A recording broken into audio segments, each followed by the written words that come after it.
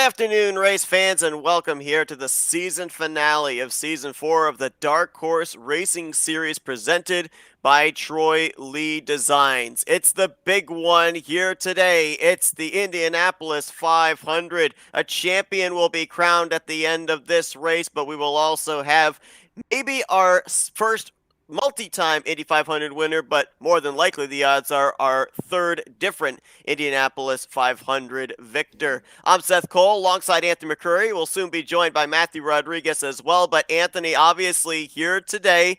All these drivers, you can feel the anticipation getting ready for the full-length 200 laps here at the home of the Brickyard. It's going to be a long race that these guys are going to have to go through, and it's at the end of the season. A lot of championship implications are on the line, and a lot of those drivers that are out there, they're going to have the butterflies in their chest, knowing that it's going to be so long. You got to get through it without making a mistake, and we know that this track has claimed a lot of people over the course of the last couple of seasons. So it's not going to be an easy one, but it's going to be a fun race to watch. Definitely is. Rick Ravon going to be looking to preserve his points lead and take home the championship. Craig Forsyth, the winner of this event back in Season 2, is in the field. He'll look to be a multi-time winner. We're going to go down trackside for pre-race ceremonies for our national anthem here today at Indianapolis.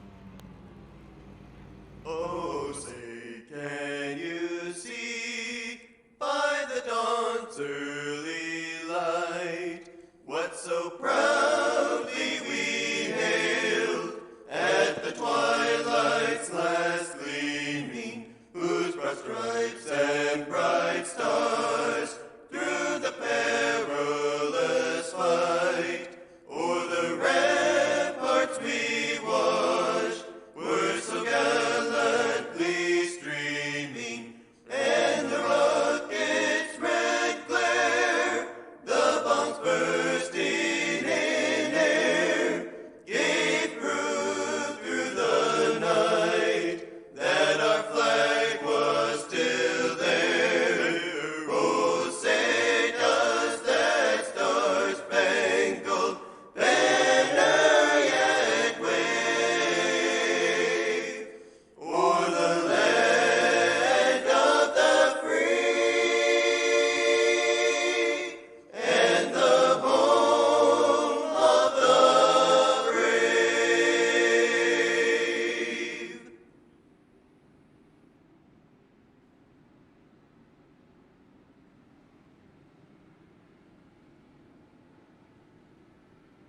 Field rolling off on the front straightaway, 32 cars in total. No starting lineup here on your screen based on the fact that these drivers, of course, Wednesday night qualified to see who was going to be starting where for today's starting grid. So it's going to be Nick DeGroot with the fastest lap, who's going to be leading us to this green flag, the runner-up of this Indy 500 back in Season 2. Henry Bennett, the four-time winner, will line up alongside him in the middle of row 1, and Craig Forsyth, the former Indy 500 winner, will be to the outside in third. Row 2 is going to find Charles Teed, David Cook, and Chris Fowler. Row 3 finds 7th place Rick Ravon looking to win the championship. Alexander Van de Sant in 8th, and Jim Brooks the outside in 9th.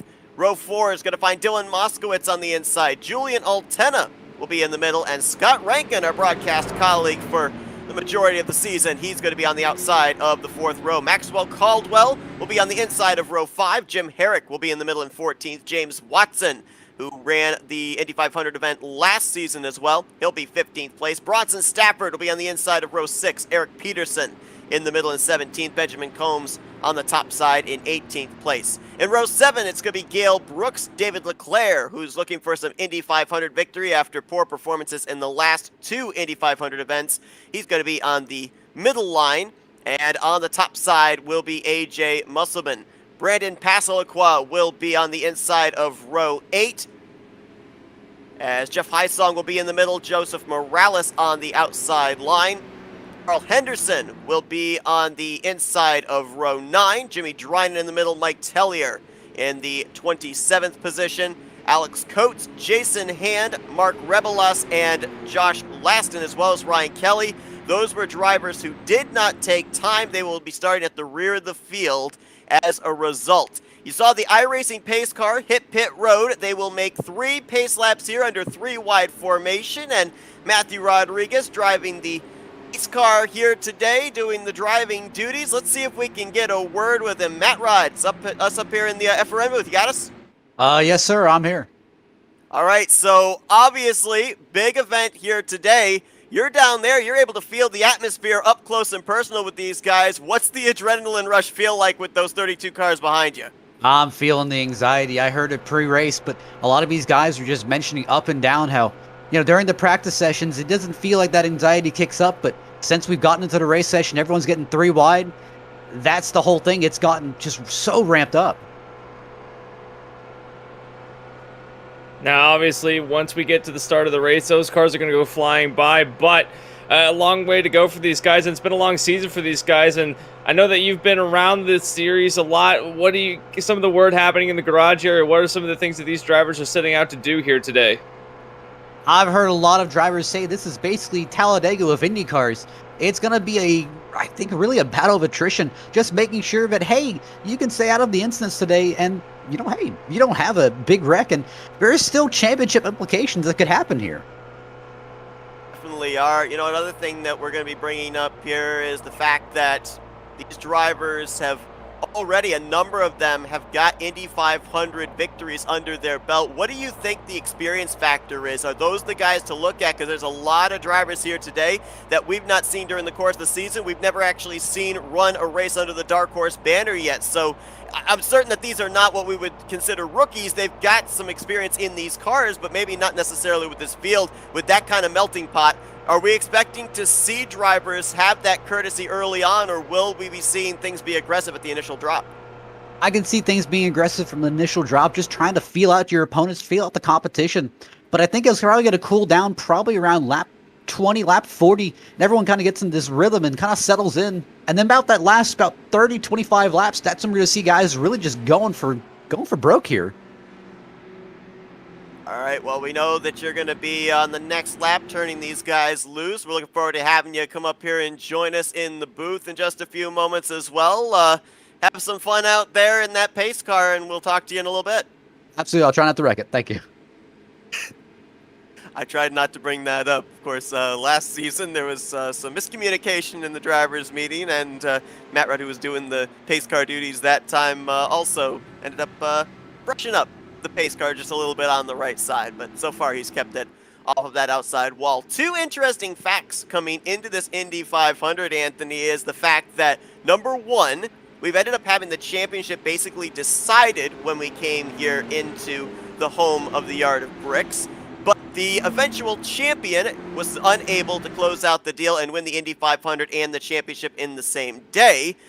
Plus, the driver that has led the most laps in the last two Indy 500s has not gone on to win the race. So it definitely shows that this particular race, being a full-length event, an endurance race by all accounts, really is a race that you cannot seem to look at a dominant car and pick that person out as the favorite to win.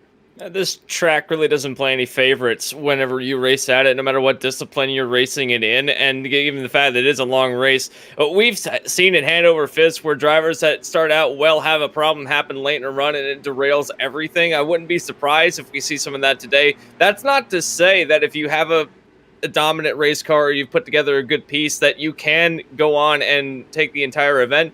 The one thing that we have to be aware of is with the older DW12s, the way that they run is that the draft is so intense with these cars. You can get right up to a guy, so it's really impossible to get a run away from anyone behind you if you're the leader.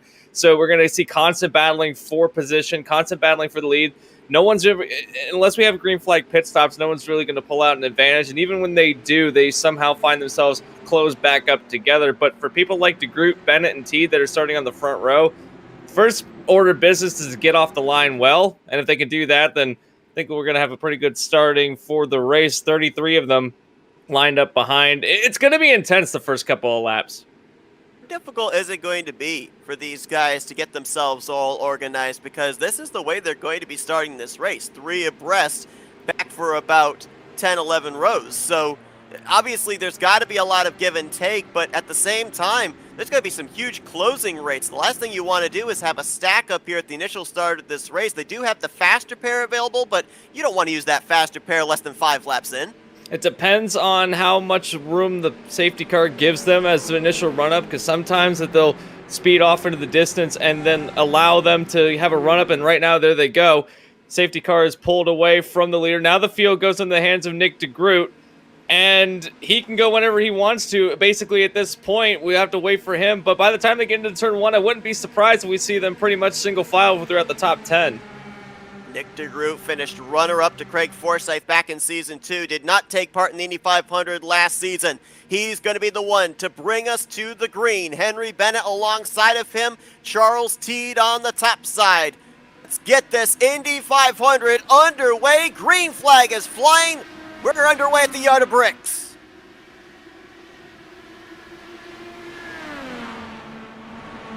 It's getting organized, at least for the first couple of rows. Craig Forsyth, David Cook going to mix it up for the 3rd position, and we're going to be seeing this a lot during the course of this race as well, Anthony. These huge runs generated, the slingshot to the outside or the inside, depending on what kind of position you've got in the car in front on these long straightaways. And the case in point right now, already we have a change for the lead. Henry Bennett's gone to the lead of the race after slingshotting around DeGroot. Now DeGroot's going to have a challenge back down the front straightaway. He'll try to make the inside line work. Dives to the inside alongside who leads lap 1? I think it's going to be... I think it was Nick DeGroot at the line that's going to lead lap 1 as he takes the lead into turn 1. And that's, again, to your point, we're going to see that all race long. You can't get away from anybody. Super close there. Henry Bennett, of course, the only driver that's got a chance of toppling Rick Ravon from winning this championship here today. He came into this race a total of 58 points back with 32 cars taking the green flag here today. It is mathematically possible for Henry Bennett to be able to get that championship trophy, but he's going to need a lot to go his way. He's going to need Rick Ravon to run into some trouble. Right now, Ravon in the 8th position and a bit of a hornet's nest here. Throw a blanket over these 7 cars. That's from 4th place back to around 9th.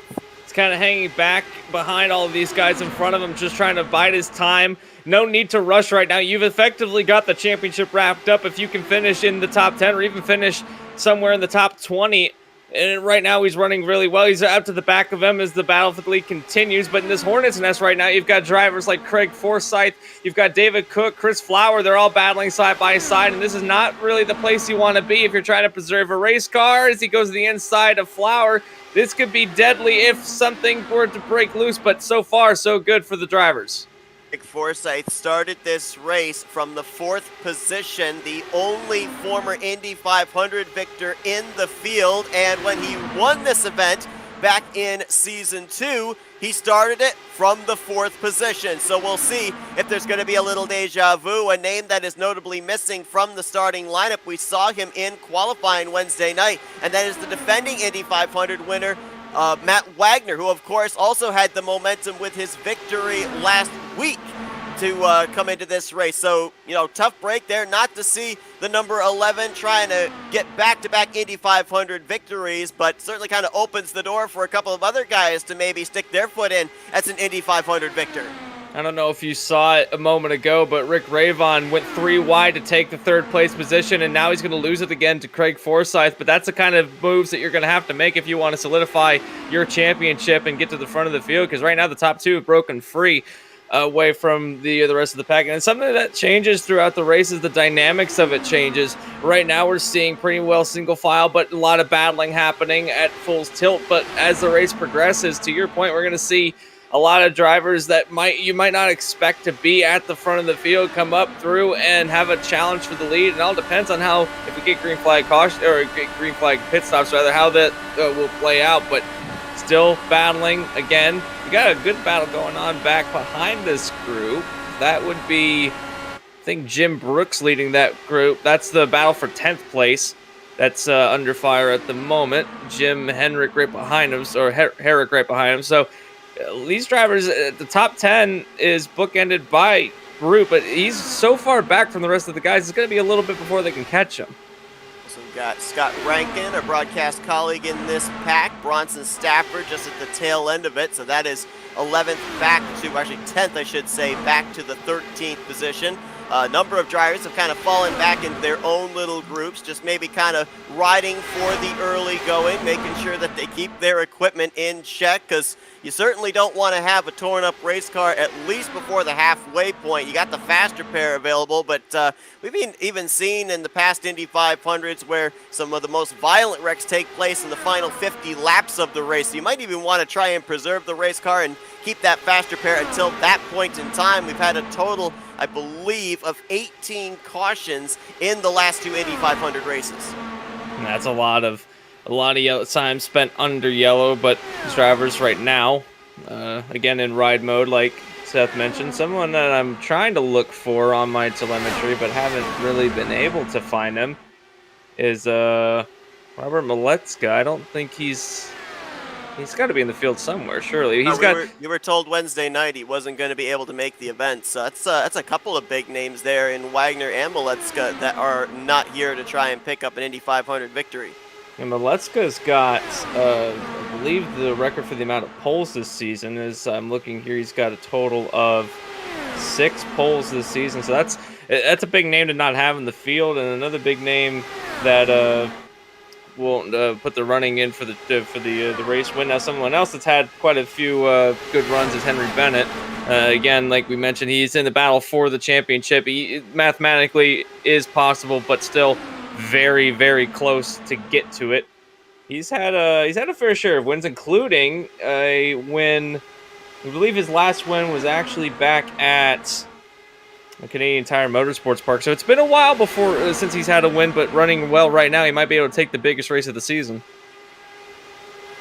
And all of a sudden, that side-by-side battling, the crossovers between Nick DeGroot and Henry Bennett has brought that second pack to them. Rick Ravon right there, David Cook as well. They're going to get split up kitty corner to each other. They've been drafting with each other the last couple of laps to reel in the top two, and Rick Ravon is going to go to the point 10 laps into this event. He is out in front in clean air. Henry Bennett just behind him. I found it interesting with Henry Bennett and Nick DeGroot battling side by side there, though, in the opening stages of this race, because one thing that those two guys have in common, they've both finished runner-up in an Indy 500. Nick DeGroot to Craig Forsyth back in Season 2, and Henry Bennett to Matt Wagner last season in Season 3. As a matter of fact, that was the closest battle to the checkered flag in an Indy 500 event, 18 1,000ths that Wagner was able to edge Henry Bennett by. Matthew Rodriguez done with his pace car duties up here in the booth with us now. I mean, Matt, obviously we've seen in the early stages everybody getting themselves single filed out. A lot of give and take in the early stages. We've avoided the caution and stack ups on that restart. So now, if your guys up here in this lead pack and that second pack, that third pack, you're settling in for a long endurance race, what type of strategy is cooking now? I'd say I'm one of those traditional guys where I see this as super speedway racing. I see this as, hey, this is just a ticking time bomb. I'm going to be back in the field, maybe near Jason Hand, Joseph Morales, those kind of guys. Definitely not up in the front of the field, but definitely Rick Ravon, Henry Bennett, Nick DeGroot, Craig Forsyth are usuals. They have a different plan here. I would imagine that right now a lot of these guys are trying to plan into a bit of a long run because David Cook's taking the lead and they've single filed out. Now, something that's interesting is that this top 9 all the way back to Maskowitz, they've broken free of the top 10, which now holds 10th place under contest between Rankin and Herrick, but they have a lot of time to get back to the front. It's not a critical situation right now for these guys, but they might want to start thinking about grouping up and trying to do what the top 9 are doing, running single file, try to catch back up because they're losing ground at the minute as the two in front continue to battle between Herrick and Rankin. But both of these drivers, both Herrick and Rankin, have got some pretty decent stats in an IndyCar discipline, and right now showing it pretty well by battling for the 10th place position. In the teammates for Patriot Motorsports, they are swapping the lead back and forth. David Cook takes a turn out in front. Rick Ravon then jumps to his inside. And this could actually be some strategy on their part as well, because if you keep crossing each other over, that takes away the inside line for somebody like Henry Bennett, Nick DeGroot, or Craig Forsyth to be able to make a move on either one of you for the race lead. And they're right behind them and ready to pounce is Henry Bennett. You can see he was trying to have a look to the inside of Ravon. I don't know if he wanted to try it. He kind of had a look, but then backed out of it as they go back to single file racing. Got to think about these other drivers that are running around in the top 9 as well. You've got Charles T running in 6th place, just outside the top 5. He's kind of biding his time, watching what's happening in front of him. Got Chris Fowler, who was running around at the beginning of the race, trying to challenge for the lead. He settled back into a 7th place position. And then Alex Van de Sant will be running back behind him in the 8th position, and then Matskowitz will be rounding out the top 9. But these drivers, 6 on back, they're also looking to try to capitalize as well. And anything happens in front, say these two, say Cook and Ravon make some contact and have a bit of an incident, they can capitalize on those positions. Now, the fast repair does come into play, but even still, lots of strategy to be played out in the early stages of the race. No caution, but Mike Tellier with an issue there on the back straight. It was hard to tell who the car was he made contact with. Since that car spun down, theoretically out of the racing groove, there is no yellow flag to come out and save him and be able to take on a faster pair, but he's going to spend quite a bit of time on pit road after having to tow back to pit lane. So even though this is a very wide, very long 2.5 mile speedway, it is going to find that 97 multiple laps down in the early going. Yeah, he got a bit of contact. I couldn't quite tell which car that was, but he made heavy contact going down the back straightaway, not even out of the turn, and then pounded the inside wall side by side. Will find himself in a spot of bother as he's still on the pit lane as top 9 continue to run the way they are. And someone that I've noticed, I think that they're trying to form it up now, is that 10th place on back battle is now trying to get into a single file line. But even still, they're trying to battle it side by side again.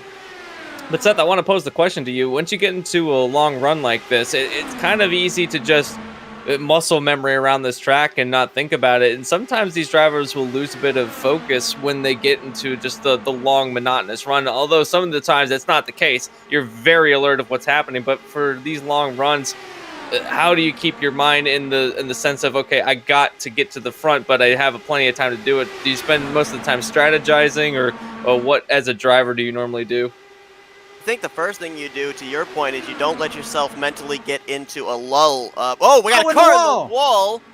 It's David Leclerc in the 67. Everyone scatters to avoid him, so we don't have disaster, fortunately. Oh, that car way off the pace, a lot of damage on the right side, and he is going to get down to the apron. So the caution will not come out, but second driver with an issue. Back to your point, though, Anthony, I mean, you've got to keep yourself mentally focused because this car is not going to handle 20-25 laps into this run as it did the initial drop of the green flag. Was talking with our broadcast colleague Scott Rankin, and he was saying at the end of his run when he was practicing earlier on today, the car gets really, really light with the lower fuel load. And Matt, I think you actually got some information as well during the driver meeting of what these Firestones are going to be like for these guys as well.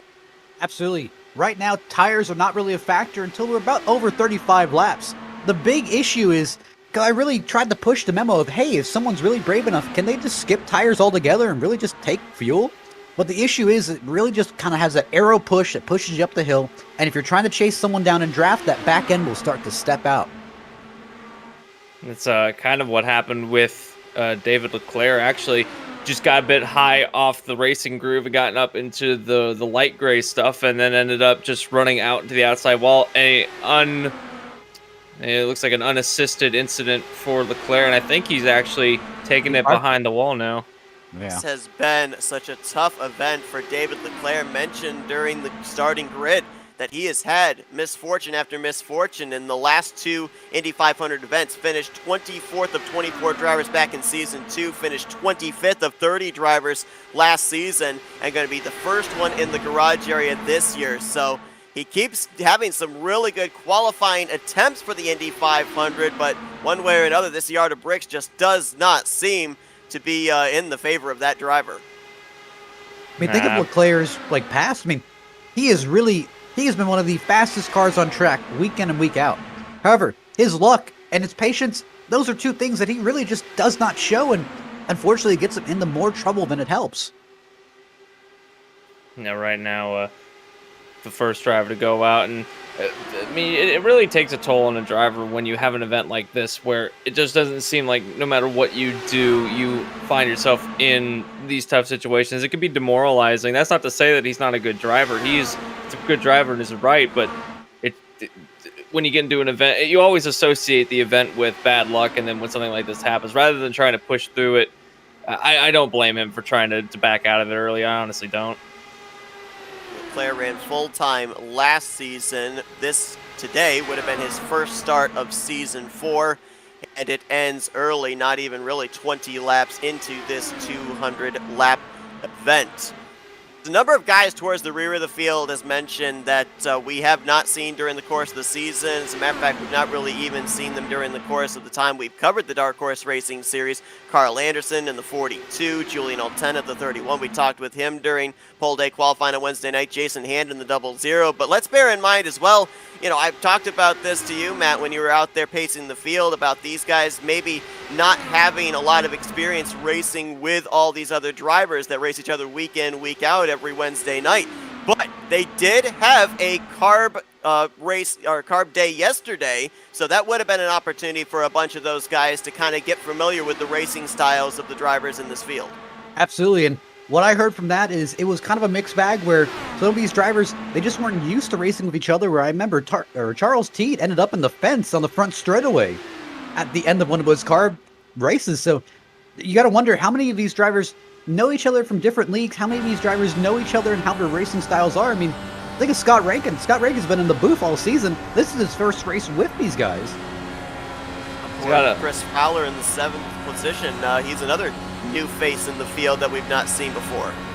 And Scott, speaking on the part of Scott Rankin, at least he sees how these guys work or how they operate week in and week out. So he's got a bit of an advantage in knowing how the driving style is. It's just you have to translate the booth to the race car, and that's something I think that we're seeing him trying to figure out how to get around. That being said, running in 12th place right now, great run for our FRN car league.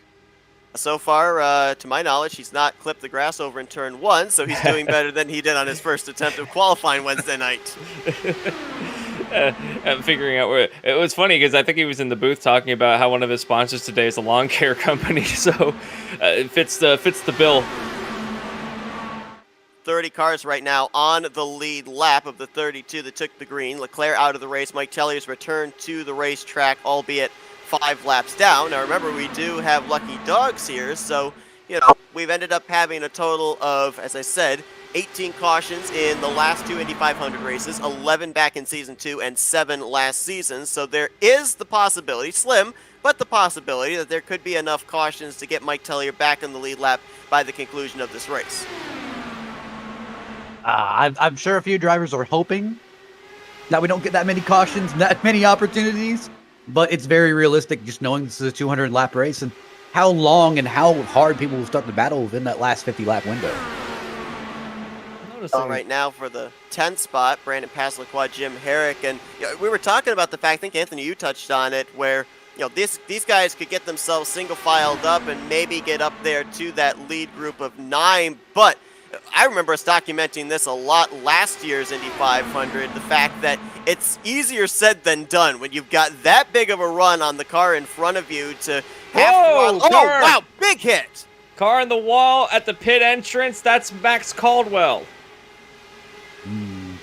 Out of the racing line, so no caution flag going to wave, but hard impact for the front end of that machine. Fortunately, he hit safer barrier there just before the pit road entry. See, I saw that. That's the issue. If he was really digging for as much room as he could down low, and he put his left side tires underneath that white line, that's fine. But you start running into that little bit of drainage there, that's right below that. He hit it just barely with his left front tire, and the whole thing came right on around from him. Yeah, lost the back end of the car. It just, unfortunately, we were talking about how as the car gets lighter, it gets a lot twitchier on corner exit and corner entry, and that's exactly what happened there. Addition with him getting below the white line, but was at the beginning at the pit lane entrance, so can get onto pit lane, but I don't know if he's going to be able to get that car repaired. And he's gotten the fast repair done. I don't know if he's going to be able to stay at least 2 laps down, or at least a 1 lap down. But on the racetrack now. Unfortunate for Caldwell, but in a good position right now in case something else happens. He might be able to get his lap back. There's almost a Road's pit busy, road. guys. Yeah, there's almost a pit road collision between Jason Hand and Josh Lawson, or Laston. Almost entry and exit pit road crashes. That's going to be the big issue of trying to make sure we're not hitting each other when you're trying to get into your box. Aaron Kelly, Alex Coates, Josh Laston, Jeff Heisson, Carl Henderson, and Jason Hand were all on pit road the lap before. We're looking at the teammates Rick Ravon and David Cook on pit lane. They were followed down by Brandon Pasliqua, Joseph Morales, Mark Rebelas, and I believe Jimmy Drynan was also with that group. Add Gail Brooks and Jim Herrick. He also, well, actually, it looks like that we have a few drivers still staying out. Henry Bennett leading a group that's not pitting yet. However, you've got Dylan Moskowitz coming down pit road. He's going to bring some drivers behind him as well as, I believe that would be Eric Peterson, Benjamin Combs, and James Watson will be coming down the pit lane, as well as Julian Altina. About 10 drivers at this point in time yet to come down pit lane. And Matt, you talked about this kind of like a super speedway. Same applies with the pit road strategy. You want to make sure you come in with some drivers and leave with some drivers. You don't want to be out there all by your lonesome once your pit stop is complete. That's the thing. This is almost like a dance, and you cannot be dancing alone. You need a partner. And unfortunately, some of these guys, they have teammates and some of them don't. And you really have to start poking around and looking if you have a teammate. But then you go on the curious case of Mike Tellier, where, hey, he's all alone. If he wants to come pit, I mean, he is going to put himself into a deeper and deeper hole. Now we've let got some drivers borrow your suit there. They could be a diplomat. I'd vote for him. Nick DeGroot on pit road, as well as Henry Bennett. Those were your two leaders the last time around. We have 4 drivers that haven't come down yet. Craig Forsyth. You've got Charles Teed, Chris Fowler, and Alex Van de Son. A couple of those now pitting, though. You've got Forsyth and Teed pitting, but Van de Son and Fowler have stayed out. So the only 2 drivers on my telemetry, anyway, that haven't pit yet are the 2 aforementioned drivers. Guys, we knew that green flag pit stops were going to take place. We've seen it in the last 2 Indy 500s, so I have to wonder how much emphasis was put on for these drivers to make sure that they practice as much as possible getting that car woed down to pit road speed, because, again, this is a big racetrack, but if you are caught speeding on pit road, the likelihood is you're going to come out all by yourself with no aid of draft, and you're going to find yourself having to play catch-up for pretty much the remainder of the race.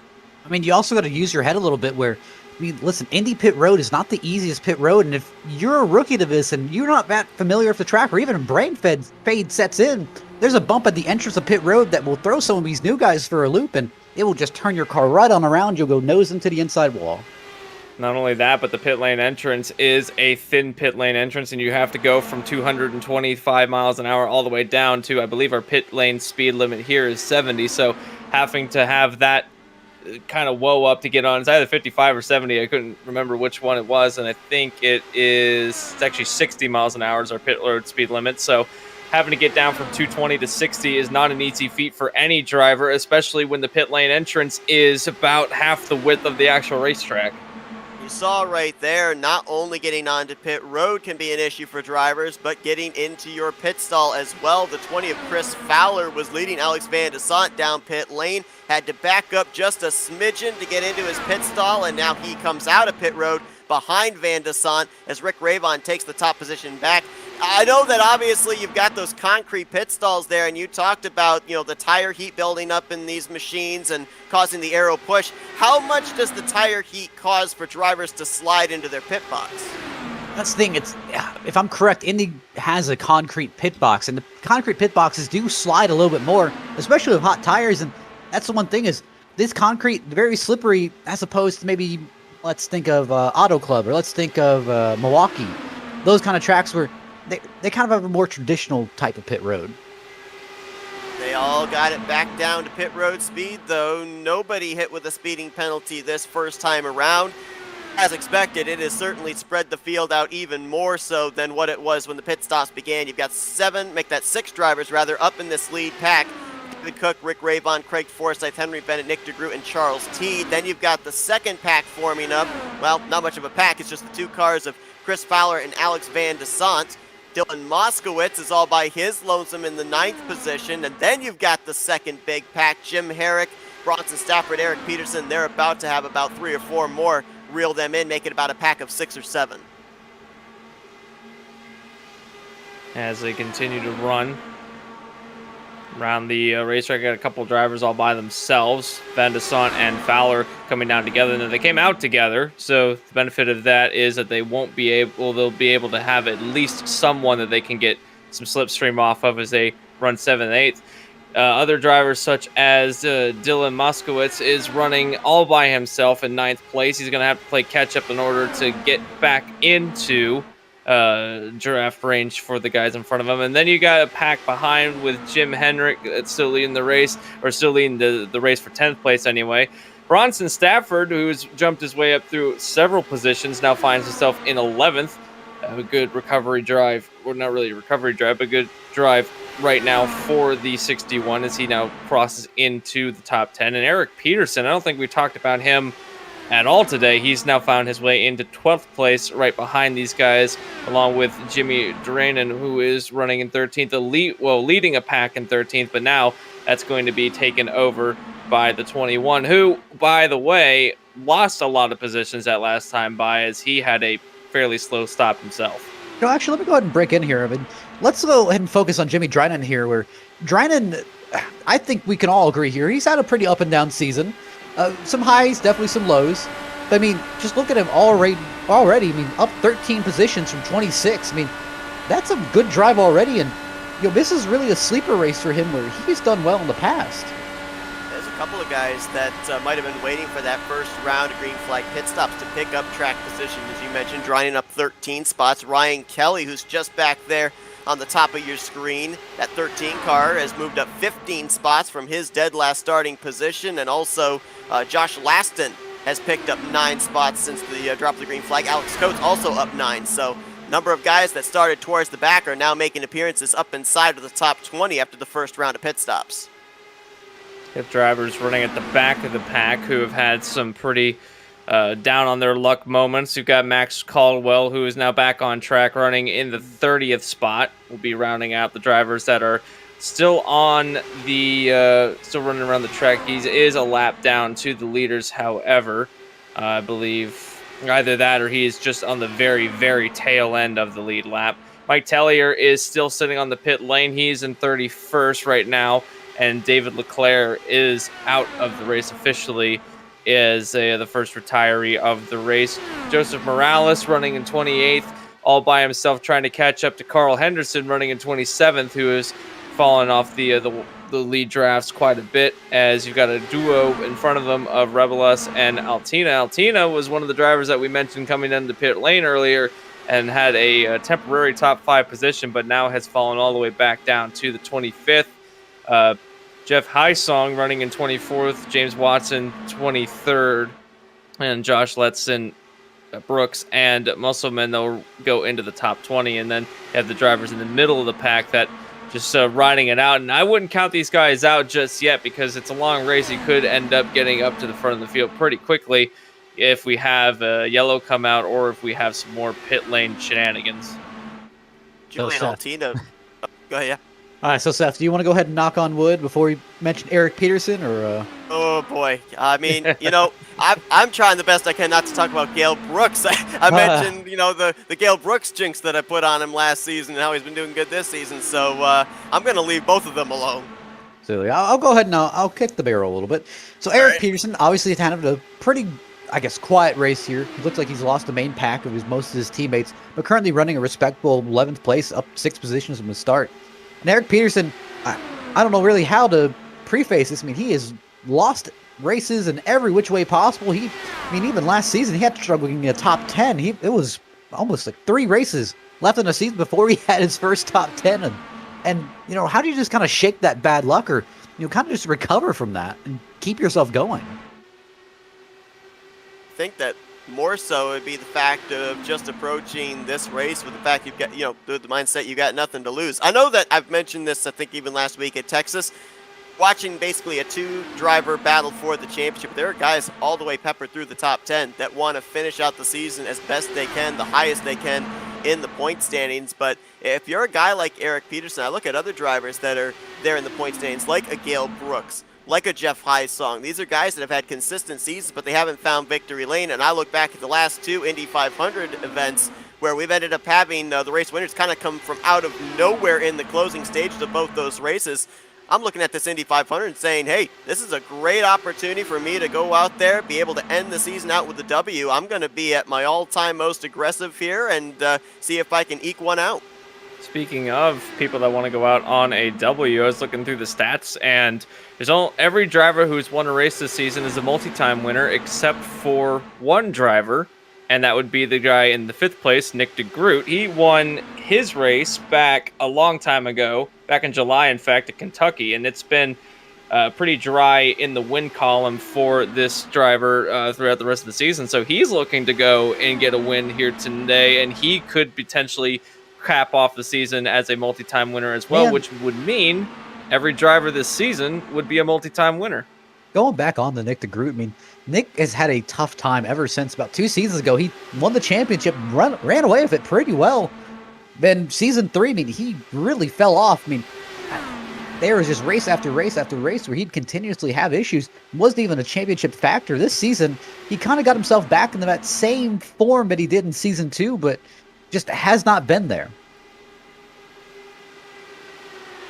Rick Raybon, like, closing of the season, Raybon just found an entirely different gear. He went to victory lane 2 of the last 3 weeks, opened up his points lead. I mean, it was looking like down the home stretch about 3 weeks ago it was going to be Rick Raybon versus Henry Bennett versus Nick DeGroot versus Matt Wagner for the championship, and now Henry Bennett's the only one that's got a shot, and he's a bit of a long shot driver, so Rick Raybon turning up the heat very quickly kind of ended the championship hopes of a couple of guys there. I mean, just think of Henry Bennett here. I mean, remember back to Watkins Glen, he was dominating that race. Internet issues dropped him out of the race. That was a race where he was honestly walking away with. And think back to Long Beach as well. That was a place where he easily could have walked away with more issues.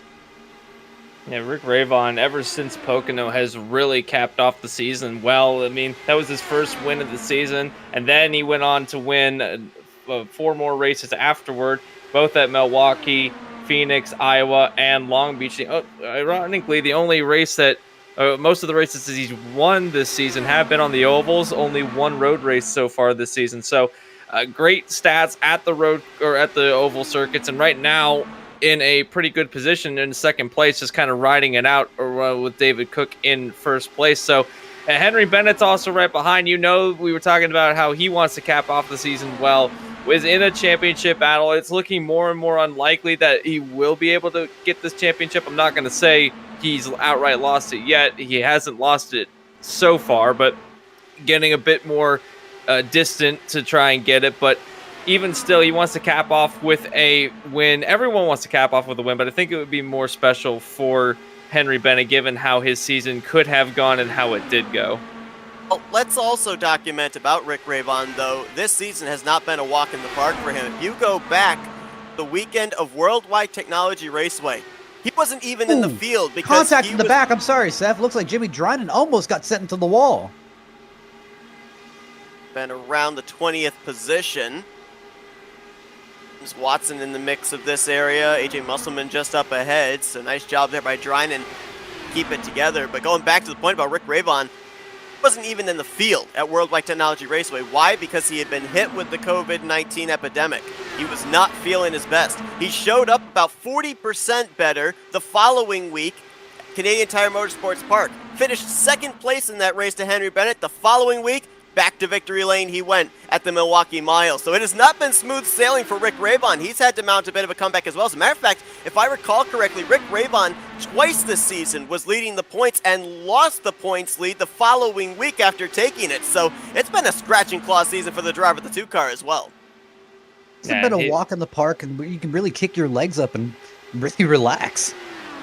No, not at all, especially given the fact that he didn't win a race in the entirety of the first half of the season. A lot of those races were spread out between the likes of Bennett, Wagner, DeGroot, and Maletzka. But right now, if you looked at the stat sheet right now, it's almost a 180 turn, and There's something that ignited underneath him when he was able to win at Pocono and then was able to go on. And yeah, it hasn't been easy, but you got to admit that what he has been able to accomplish is incredible in its own right, going from lead of the championship to having to claw his way back up, as Seth mentioned. But other drivers in this field that were running well in the point standings that are just kind of falling off the wagon is the aforementioned Matt Wagner running in 4th in the championship, and then Maletska.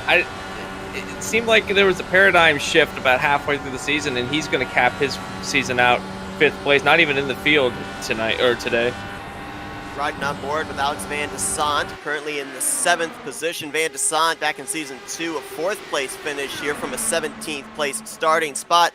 And we were just on board with him, and I was talking with Scott Rankin on Wednesday night when we were watching these drivers go around and turn their qualifying laps. You'll watch that the number in the center top of his steering wheel, that is the gear he is in. People might be watching this and thinking, these guys, they're just mashing the throttle, turning laps, that's all they're doing. There's actually strategy going on in which gear you're running. Majority of this race, in these laps, they're running in the 5th gear. But if they're able to get a run on somebody, or at least be in their draft, they're shifting up to the higher gear to save a little bit of fuel or to be able to generate that run for the slingshot. So they are constantly strategizing the entirety of these 2.5 miles. And easily, ever since we kind of moved away from using the R18, it has gotten less complicated where, I mean, previously we were worried about weight jackers and kind of what in-car adjustments we could use to make this car handle better. Unfortunately, this season, and I don't really think that's much of an improvement, they've lost all that in-car adjustments. They're stuck with what they've got now. They have to figure out how to make it work. That's something that I think with the driving style for these drivers come in, they were used to be able to make all the adjustments and now have to revert to well, it's set up, so you have to make the best of what you have. And I think we're seeing which drivers can and cannot make the changes necessary or make the adjustments to the driving style necessary in order to cope with that. But at the moment, I like the way that these cars run. The DW12s have just got this element to them that that you don't have in the new ones. Obviously, they're a little bit bigger than the newer cars are. They do have the ability to have extreme amount of slipstream, and that's why we're seeing these long packs of cars and that they can't really get away from each other. But in addition to that, just I've heard, and I don't know if this is true or not, but I've heard that they're more planted to the ground than the new ones are, which is another attribute to why they are able to run so close together without having these oversteer events. AJ Musselman's on his way to pit road. I think I saw some helmets going on, the crew members climbing onto the wall. Drivers are anywhere from 21 to 25 laps into this run, so green flag pit stops for the 2nd time today are moments away from happening. Musselman looks like he's going to be the one to kick it off in that 54. Hits his pit box. Is it going to be a 4-tire stop? Yeah, he's going up on the jack, so this is going to officially start our green flag stops. Now, he might be strategizing here. If he could short pit, he might be trying to benefit later on in the race and see if he can jump through the field, but it's a bit early on, I think, to be making those strategy calls now. However, it's never too early to make a strategy call, so we'll have to see how this plays out. Realistically, you can use this part early on to test some strategies, saying, I wonder how, I mean, for some of these drivers, I wonder if I can make old tires work. And they take a shorter pit stop to get just full tank of fuel with no tires, seeing how it will work out. And hey, if it doesn't work out, well, it's lap 58 of 200. You got all the rest of the race to figure out what you're going to do. In hand coming down pit lane towards the tail end of the field. Also Maxwell Caldwell, who is obviously a faster pair in the hole after his incident off of turn 4. No caution has come out, and we have had a couple of incidents so far here in this race. One of them involved Mike Tellier, who is back in the garage area now joining David Leclerc. So 30 drivers now still in this race. At this point in time, 27 of them on the lead lap. Of course, the 3 that are a lap down were drivers that we've just seen on pit road in the last 2 laps. There's like a couple others coming down pit lane this time as well. Jeff Highsong and Josh Laston. As they hit the pit lane, looks like Highsong is going to get a 4-tire change and some fuel will be back Cook's out coming on the down. track. We do have Cook. That's our race leader. Oh yeah, and by himself too. We saw him. He and Rick Ravon came down together the first time. I think Cook spent most of this run out in front, using up the most fuel, creating the draft for the drivers behind, and he's having to come down. A little bit of split strategy here between the Patriot teammates. you wonder if the undercut may help here. But the problem is he really has no draft to take advantage. You're going to be a wait and see on that one. He might be betting on coming out with the rest of the group, so he might be trying to merge back in with the lead lap cars as a lap down. And if he can run around the track like that, then he'll be able to keep speed up and be able to take the lead back if the rest of when the rest of the cars come down pit road. That's a gutsy call, but it might pay off.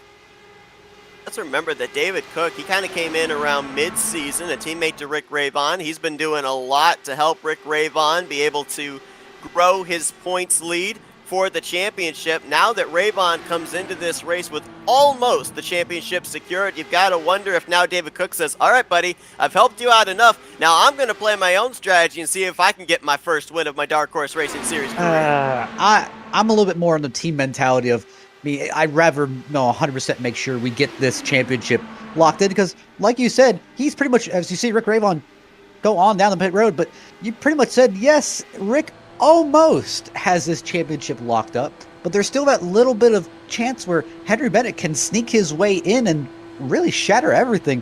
So I'd want to be 100% sure before I start racing my own teammates for a win.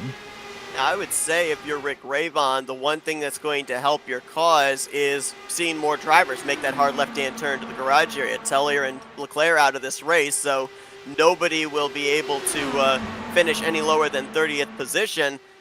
With more drivers going to the garage area as this race progresses, if we continue to see that happen, that trend is going to aid the 2-car and actually hurt Henry Bennett because that's more positions that he would, or more points that he would not be able to gain on Ravon. Speaking of the part of Ravon, we were wondering what the strategy for David Cook was going to do for him. He's going to come out around the same position that Rick Ravon's coming back onto the circuit, so Cook really didn't lose that much time to any of the leaders out front. He's going to lose the lead of the race to Ravon when they cycle around if everything holds the way it does, but now he's got a friend with him. I think that this undercut might have worked for both of these drivers. We'll have to wait and see, is that no one else from that lead group has come down pit lane just yet, but they have indicated that they might be trying to formulate a strategy to get onto the pit lane together, but it's like you have to coordinate between 5 different drivers or even 6 different drivers, and none of them are on the same team. Forsyth out in front. Part in the last 2 Indy 500s, of course, one back in Season 2 where he only led 7 laps. He led 16 laps in last year's Indy 500 en route to a 17th place finish where he finished 6 laps down. I believe it was the last car out of the race at that point in time. In front here in clean air for the time being, Henry Bennett, Nick DeGroot behind him, Alex Van Desant, Chris Fowler, Charles Teed. Those are the drivers in this lead pack right now. The question is, do all 6 of these drivers come to pit road together because they've been able to stretch it at least a little bit further than most of the other drivers that were up in this lead pack? And that might play out later in the race when they're trying to scrounge around for fuel. They might be the beneficiaries of being able to stay out. Now, that being said, you got drivers behind them, like the drivers that have just pitted, that might be able to jump through them as they're running about the same lap times as the lead pack. In fact, they're running a bit faster in some places of the track than the other ones, as Henry Bennett takes the lead as he slingshots around Craig Forsyth as he will become the interim leader. Charles Teed still at the tail end of the 6-car pack, and still no one in this 6-car group has decided to come down to the pit lane. Got to go back to your super speedway analogy, Matt. Let's take Talladega, for example, with stock cars. We even see no wall there separating the pit road from the infield grass. Still, drivers have difficulty in orchestrating all coming down pit road together. It's a much tighter pit entry here at Indianapolis. You've got that wall separating pit road from the front straightaway. So if you've got more than 4 or 5 cars all coming down together, how much more difficult is it to orchestrate everybody coming down, being aware of the braking zones, and not making contact before you even get to that commitment line? It looks like 3 cars coming down, but the big issue is, and we'll see, Henry Bennett, and that's going to be the big thing, is you want to take the maximum advantage that you can. You don't want to take it easy on the pit lane, because really you can gang up about 2-3 seconds even on pit lane than you can gang up on the racetrack, and hey, all I have to do is make sure I'm at my number, pushing it to the line, and I can meet pit road speed. Now, I'm kind of worried about Henry Bennett because he really slowed down there, so I'm wondering if he may have sped. He definitely did. I think what he was doing there, I think there's like a timing zone, and he was trying to make sure that his average time was going to meet pit road speed, trying to compensate for that hot entry when he got to the commitment line. When he hit the line, he was scorched it in. 74. Yeah, But he absolutely locked it up scorched quickly. He might be able to get away with it. It does not it's gonna look be like he close. had. It does not look like he had a pit road penalty, but it definitely has thrown him off from the 2 cars in front of him, and now he's going to be in a little bit of a hole trying to catch back up. Was that a case of trying to get to pit lane and get it down to pit road speed, or we got a caution? Yellow flag is out. It's Bronson Stafford up and over on the front straightaway. And that is going to... Oh, there was actually a car on the wall before that. It was High Song. High Song went into the wall, bounced back up, and then there was contact made between Stafford and... well, actually, though, the guy in front of High Song is the one that went into the wall, and then High Song made contact with Stafford in avoidance, and that is what caused Stafford to flip over. Yeah, that... Take a look at it here. Had about a pack of 5. Actually, it looks like Drynan put somebody into the wall. Can't tell who that car is. I don't really think he put him in the wall, but I think he followed Drynan. He followed Drynan right into the wall, and Drynan missed it, but the car behind didn't. And High Song makes a really aggressive move to get away, and I don't blame him. I mean, he was going about 220, 225 at the moment. So like I said, he obviously has to get out of the way, and just unfortunately, cars below. Julian Altina was the one that went into the wall. So was making his Dark Horse Racing Series debut.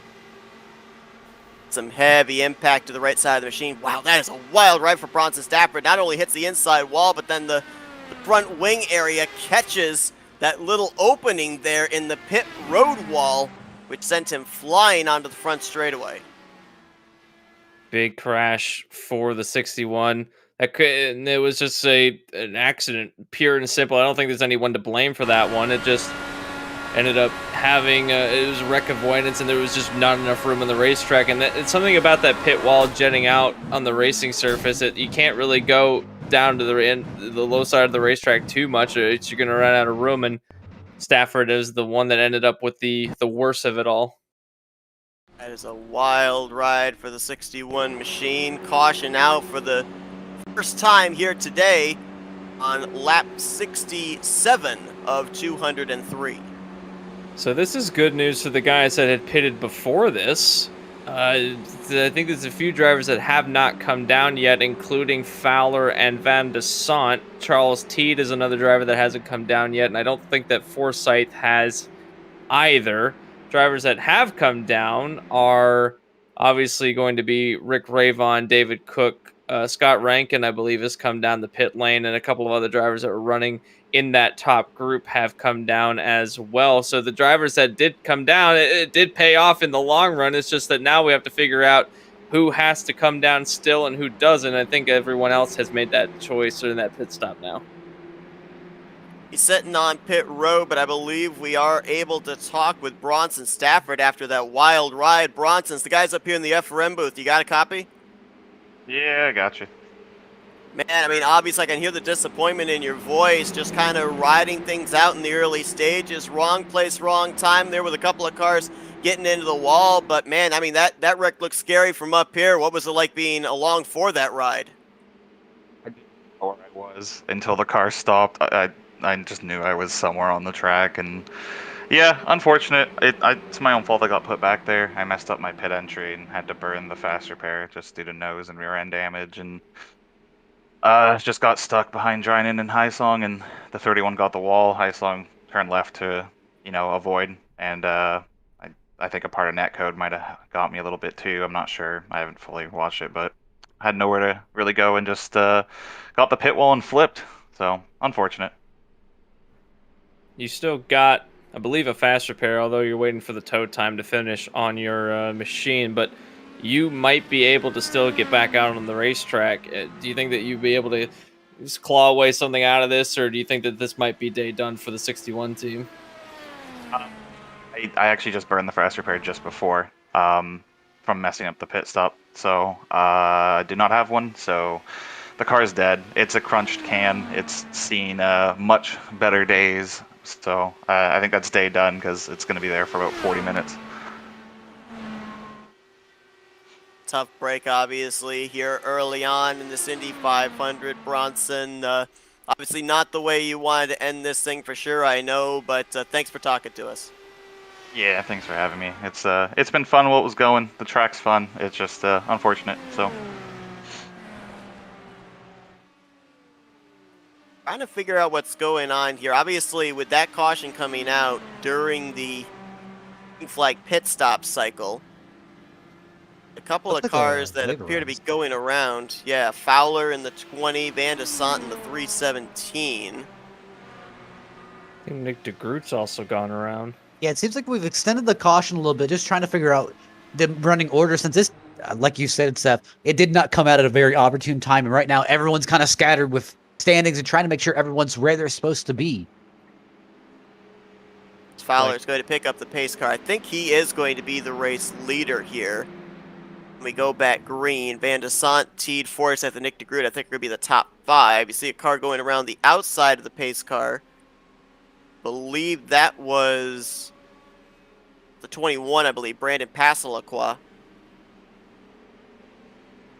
I think 29 cars are going to be on the lead lap when we go back green here. As you point out, Matt, just trying to get the scoring correct here, get everybody lined up where they're supposed to be. But dodged a couple of bullets early on, didn't see a caution flag come out. Just kind of got the feeling that the Cats used up all 9 lives. We were going to see a yellow flag at some point here. So now, how does this set the tone for the rest of the race? Because everybody's all wadded back up again when the field was super spread out after, well, we'll call it 1 3/4 rounds of pit stops. Yeah, and right now, everyone's kind of got that good feel. I mean, it's lap 72. Everyone's got that good feel of how their car's handling, how it works in draft. And everyone's got their idea of, all right, well, now when I'm all crunched back together, is it go time? Do I need to really start, hauling? Do I need to start chopping people to really get up in front of my fact? And that's the big issue is we're going to see a lot more aggressive moves, or at least I'm imagining right now, trying to set themselves up in the right draft group. And that's going to cause some issues, I'm betting, down the line. It's also changed the entire running order completely after the caution came out during the green flag stops. We have a lot of drivers that were in the lead of the race now find themselves outside the top 10. The new top 5 is going to be Fowler, Van de Sant, Teed, Forsyth, and DeGroot. I don't think that they've come down pit road already, so I don't think that they will have to have that running order shuffled up anymore.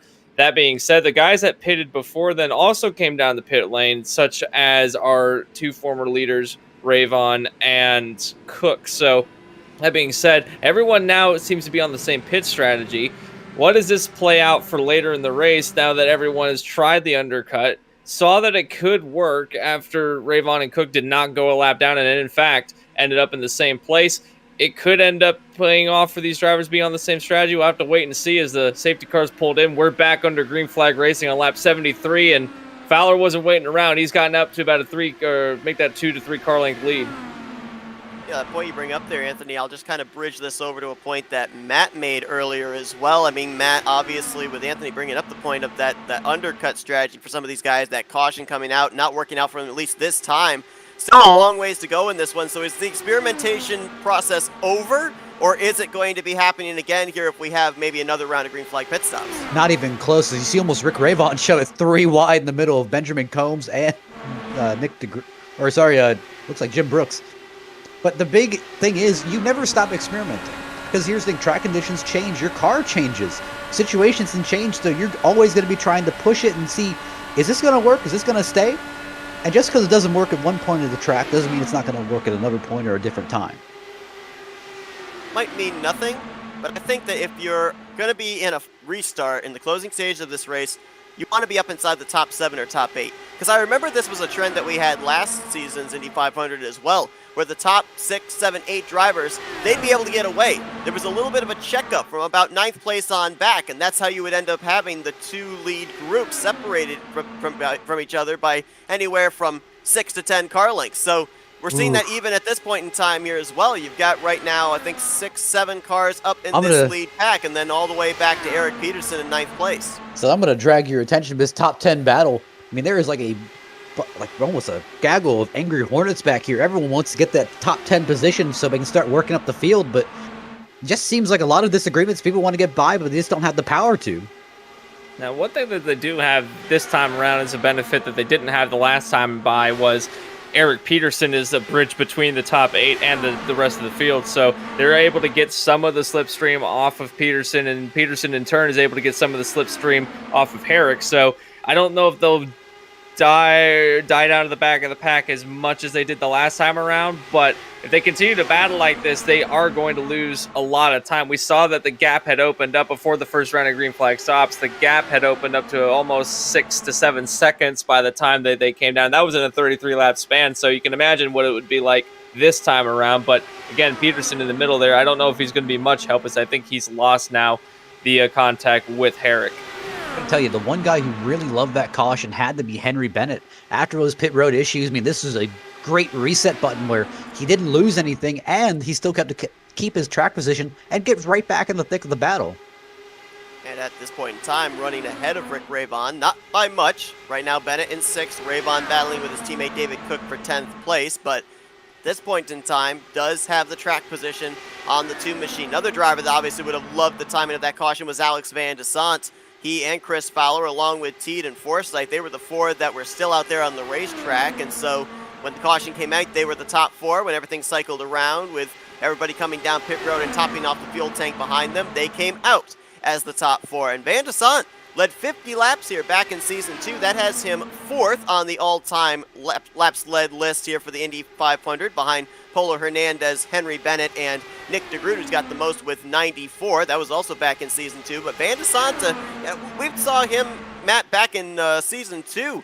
He was a force to be reckoned with. He was one of those guys that was giving Nick DeGroot a run for his money for that championship. Well, same thing. Van de Sant, I think, both gave DeGroot and Maletzka, if I remember, a good run for their money. But nice to see Alexander Van de Sant back. A sight for sore eyes. Definitely nice to have him back racing. And I do hope he returns to Season 5, but I think maybe his schedule might prevent him from racing. Put on a great show here tonight. I've seen him racing in various other IndyCar leagues, and he's always proven that he is a great driver, and hopefully we do get to see him back, because one of the better drivers out in the field as he goes back to the lead of the race over Chris Fowler. Charles Teed was running in 6th place before the yellow flag came out and shook up the field. He's now running in 3rd place, so you've got to admit that, or you've got to imagine that he is one of the drivers that is very thankful that he saw the yellow flag come out through that last time around, because he hasn't had the fastest car out of this lead group that I've seen. He's kind of been hanging out in the mid-pack to about the tail end of these groups. However, now running in 3rd place, he is showing some speed late in the run. It might be his car's finally coming in with the track conditions. I'm going to give a shout out to Dylan Moskowitz there in the 7th position, that 4 car, making his first Indianapolis 500 start. Talked to him on Wednesday night, and he said, I wasn't really even thinking about qualifying for this event, but then I thought, why not? He says, I'm not exactly all that comfortable when it comes to racing at Indianapolis, but I'll tell you what, I think he's pretty comfortable slotted in that 7th position, just behind a guy who knows how to get around this track in Henry Bennett. Great run early on for that 4 machine out of Twisted Trojan Motorsports. Give another shout out to our FRN colleague Scott Rankin, running around in the 15th position, right behind Jim Brooks and a group of cars that are trying to catch up to the lead group. He's at the tail end of that one, as the battle for the 9th place has now ramped up, as Peterson's been caught by David Cook. Now, David Cook is going to be one of those drivers that wants to get back up into that lead group, because both he and Rick Ravon were at the, I believe they were 1 and 2 before the cycle of green flag stops happened, and now they have to find their way back in, as the undercut strategy did not pay off that last time by with Correct. the...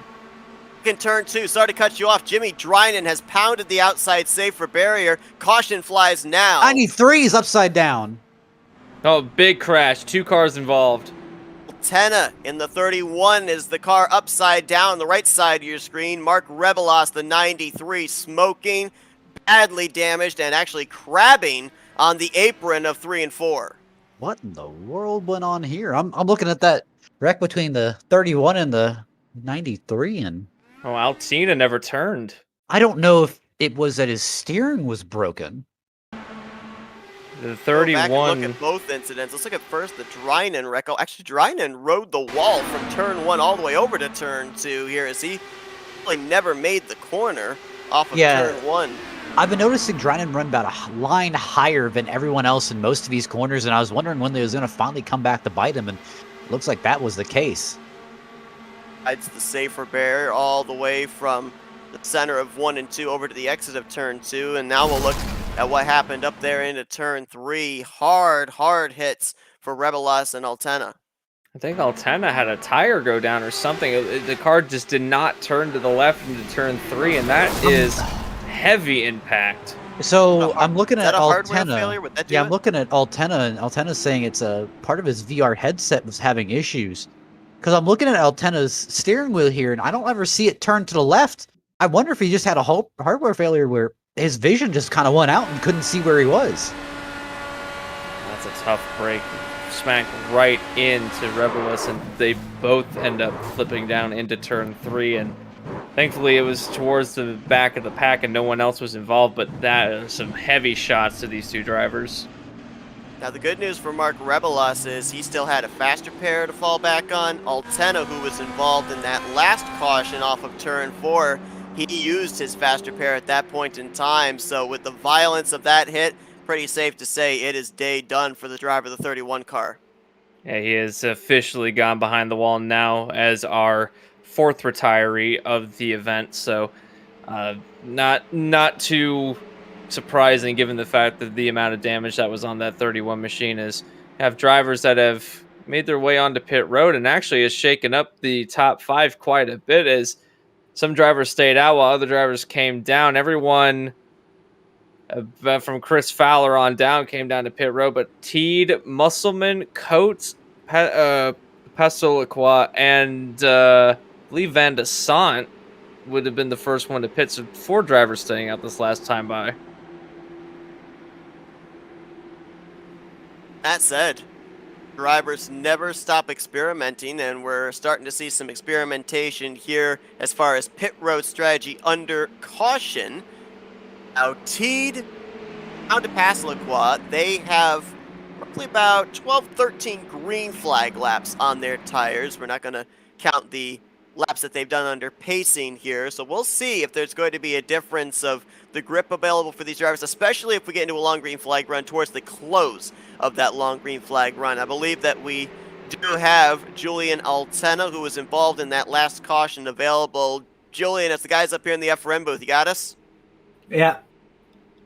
Man, I mean, we just saw that thing just never turned in the corner. It sounded like a hardware failure on your end. I mean, tough break for you there, man. What was going on? Yeah, it's the first time this has happened to me, but yeah, I've had a teammate that has had this, and Oculus just decided to turn my VR headset off, so I couldn't see where I was going, obviously. So yeah, I just don't know what to say. Like, this is the first time it's happened to me, but I've heard this happen to so many other people, and it's honestly ridiculous this is even a thing, because I have a light literally pointed at my face for all the sensors to know that I'm looking at something, and it just shuts off. It's ridiculous, honestly. Like, I don't know what else to say. Using nice words. So yeah, I just don't know what else to say. It's just so frustrating. I was moving up the field quite nicely there, trying to get back into the pack there because I lost the touch with the draft with the guys behind me. But overall, it was fun. Just disappointed it has to end this way. Yeah, man, obviously, I know I talked with you on Wednesday night during qualifying. I know you were looking forward to this event. Obviously, tough break for you out early in this Indy 500. I mean, obviously, we hope that we see you back here next season, you know, if not during the full schedule, at least for the Indy 500 next season. But tough break for you. Obviously, not the way you want to end it up, but appreciate you taking some time to talk with us. Yeah, no worries, man. I'll enjoy watching the rest of the broadcast here from my room. Another driver who was involved in the first caution, Jimmy Drynen. We saw him up and into the wall, actually riding the wall there through 1 and 2 just before that second caution flew.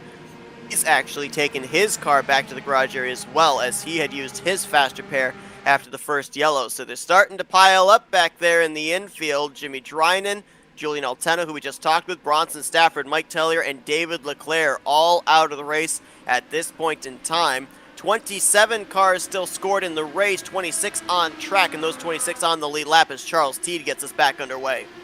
The roulette wheel of Indianapolis is not kind to anybody, and that's a lot of drive. And it's something that, speaking on the part of Altena, it's something that you just can't control that takes some drivers out of the race sometimes. Not even something that was involved with your car or the way that you were driving. So, you were talking about at the top of the program how no one is safe. It seems like that people will have good runs, and then by the end of the race, it seems like we have an entirely new top 10, or drivers that we thought were competitive ended up turning out at the back of the pack. And I think this is a great example of that. Nothing that he could do. It just ended up being something way out of anyone's control, and as a result, we've lost some great driver out of the event. Just taking a look at Charles Teed here, how much of I really say an achievement would it be to go almost winless this entire season and really steal a win at the Indy 500 when your last win was at Iowa last season? I remember that race, and Charles Teed, if I recall correctly, ended up winning that short track race on pit strategy. He had actually decided to stay out on some old tires. Well, he's playing some pit strategy here at Indianapolis, so we'll see if it works out for him. Charles Teed took part in last season's Indianapolis 500, where he ended up finishing in the 19th position, running much better at this point in time. And while they're dicing at the front of this lead pack, they're also dicing towards the back with Craig Forsyth, Nick DeGroot, Henry Bennett. They're in a good three-way battle for that 7th spot. I'm just trying to get back to the front of this group as Teed, Musselman, and Pastelquay try to battle as well. And something that these drivers at the back, like Craig Forsyth, we've mentioned Craig Forsyth a lot this race. I don't think we've ever mentioned him going to the lead of the race, but he's been quietly running inside the top 10 all race long. I wouldn't be surprised if one of the drivers, the protagonist at the end of the race, would be this driver. But he's had some pretty good stats at the in the Dark Horse IndyCar Series, so we'll have to see if he can make his way and snipe a win here tonight, or here today, as battling now with Nick DeGroot. And Nick DeGroot's another driver that's had multiple wins this season. I believe, actually, that might have been a misspeak on my part. I think he was one of the drivers that has the single win. That would be, so Nick DeGroot only one win this season. So, looking to get his second win this season. He definitely wants to go out on a high note. But I think a driver that no one expected to be in this top 10 right now, the driver in the 4th place position, Alec Coates. He came out of nowhere. He was running outside the top 20 before a lot of the shuffling happened. Now battling for a 3rd place position, trying to go to the inside, but there's a hornet's nest in front of him. Alec Coates started this race from the 28th position. Why? Well, because he was there for pole day qualifying, but you have to run 4 laps, and they take the average of those 4 laps to determine your overall speed and where you're positioned for the Indy 500 grid. He was unable to turn those 4 laps, ended up wrecking midway through, and therefore had to just default on the fact that he was going to be starting at the rear of the field. I believe Mike Tellier was the other driver that was in the starting lineup here tonight that was not able to complete a full 4-lap run, but Coates made it onto the grid, and to your point, Anthony, making the most of it right now, up inside of the top 5. Oh, wrecking the back, Scott Rankin! And yellow flag immediately out. There's multiple cars involved. I think Caldwell was involved. Jason Hand, I think, might have gotten a piece of it. Benjamin Combs also involved. That's on the front straightaway, too, with a wall on the outside, a wall on the inside. Very little opportunity to be able to snake your way through an incident when the track's blocked up there. I think I know what happened here. I think Scott may have been trying to give a little bit of a bump draft to Benjamin Combs, but unfortunately, just that nose is not set up for it. Maybe just didn't realize where the nose was, or if he was that close to the 77 of Combs. This is incredible. I just went back and looked at the replay, and I think that these are the only 2 drivers involved. There might have been contact. That's impressive. With someone. There might have been slight contact, but I think Scott bounced over the other drivers that were going underneath. I don't think anyone else got too much damage out of that.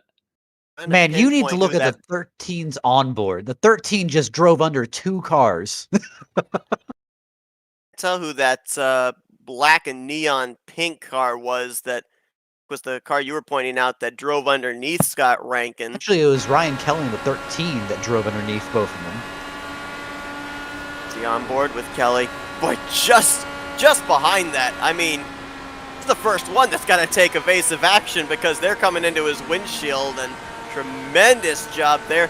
And we know here with these Indy cars, you can't just jerk on the wheel, turn it hard left, turn it hard right to avoid an incident. Otherwise, that thing's going to snap around. You've got to actually ease on the steering wheel to make sure that you're going to get through that incident. And man, that was some very impressive driving there out of Ryan Kelly.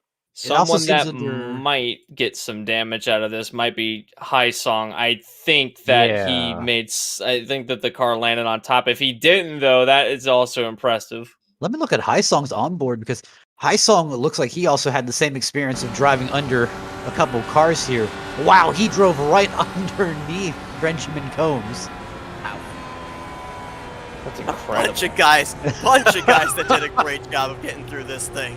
That could have potentially taken out several drivers, and I think realistically we only ended out with 2 of them.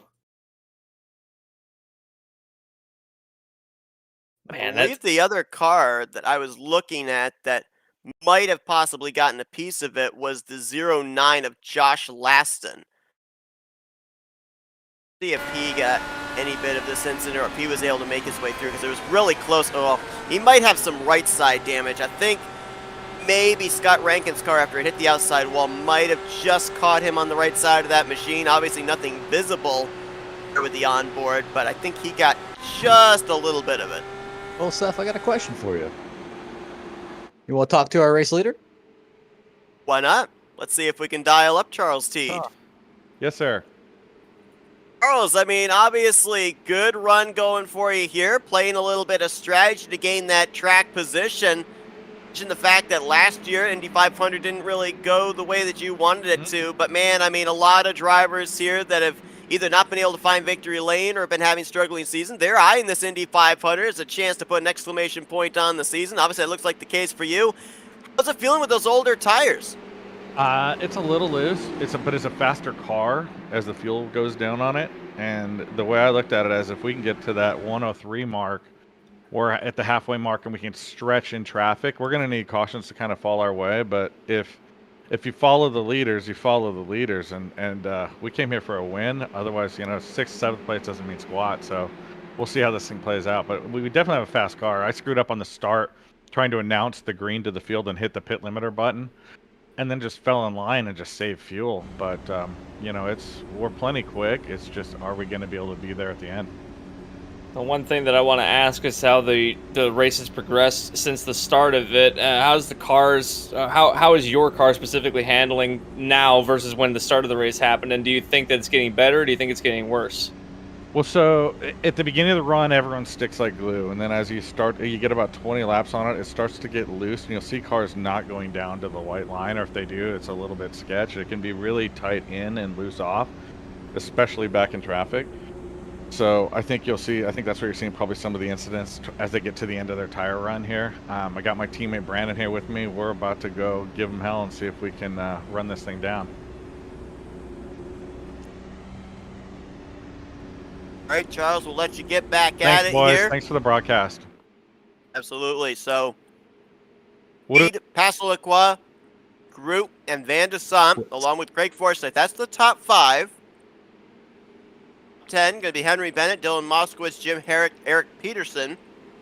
James Watson, that 39 is up there.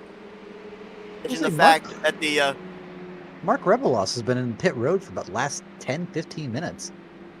Not sure exactly why. Jimmy Drynan's also joining. Looks like he's getting the last bit of that damage fixed, but it looks like he's out of the car.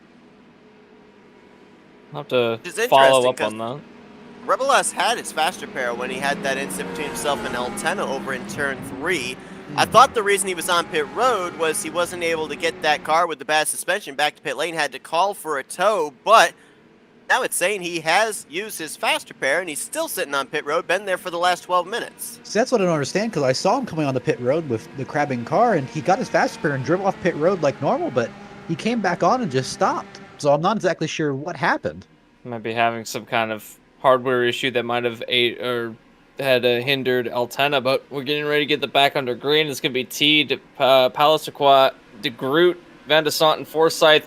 Green flag back out, and Teed immediately tries to dip down to the inside to cut off any of the advances. We'll have to see if he can hold the lead or not. As they file into turn 1, single file back, and they're right down on the white line again as here comes Pelisaquad trying to get a run onto Teed, maybe setting up a run down the back straightaway. He's going to try it, but we're going to see the field stretch out again, and then we're going to see them crawl back. And again, the real question is, are we going to see a bigger group than 8 or 9 cars at the lead of the group? Because we haven't seen more than 10 cars per group yet, and I wonder if by the time we get into these later runs of some of these guys at the back of the pack, such as Peterson, Musselman, Watson, Coates, if they work their way back up to the front of the field. Pack number 2 has to catch pack number 1. Right now, Henry Bennett leading that second group, trying to catch the draft of Craig Forsyth. And then you've got a second back, James Watson, AJ Musselman, Alex Coates and company trying to catch up there. So there is a chance. We were told during practice that if you are about 0.8 of a second behind another car, you are still in their slipstream. But if you cross that threshold and you are 0.9 or more, then you have lost the draft of that car in front of you. This race for 10th on back is they're pushing it 2-3 wide every corner, just trying to make anything work. It's pretty risky there by Rick Ravon, who again is trying to make sure he closes out the deal for a championship. But I talked with Rick last week after Texas, and I said, I mean, do you kind of ride around? Whoa, car! Well, behind them, I think that was Watson. No yellow. Oh, now there's the yellow. There's another wreck ahead. Another wreck ahead. Josh Laston and Chris Fowler have gotten together in the center of 1 and 2. Jason Hand also involved. I saw Fowler battling for about 15th spot, and I saw that a little bit earlier and didn't know how long that was going to last. Ooh. And that's kind of the danger that Rick Ravon does not want to have happen. That happened right behind him. He could have been involved in that, and that could have sealed the deal for the championship. Realistically, it looks like it was primarily between James Watson and Chris Fowler. It looks like Fowler just sitting in there a little bit too deep, not expecting, and just tagged the left rear. Oh, yeah, just the ever so slight contact, and then drivers in front of them started stacking up trying to avoid it. Chris Fowler came down the racetrack and ended up getting contact, and then I feel bad for Joseph Morales. He was trying to slow down to make sure he wouldn't hit James Watson. James Watson pulled right down when the 60 tried to jerk back up to avoid. Unfortunately, James Watson turned right back up the racetrack and blocked them again and took him out. Then it's hard to tell there with the 09 of Josh Laston if he just got his left sides too far below that white line and it snapped around on him, or if there was maybe a little bit of contact with the car that was to his outside. I think that might have been the 10 of Alex Coates. Snaps him around, and then he collects up. I believe that was the 00 of Jason Hand. So Laston was really his spin that really kind of shoved him into this. It was actually a result of Scott Rankin. Rankin didn't, I guess he really didn't check up or didn't notice the amount of checkup in front of him. He jerked out right to avoid running into Laston. He just barely tagged the left rear of Laston. Laston spun back into Carl. Man, there's a lot to unpack here.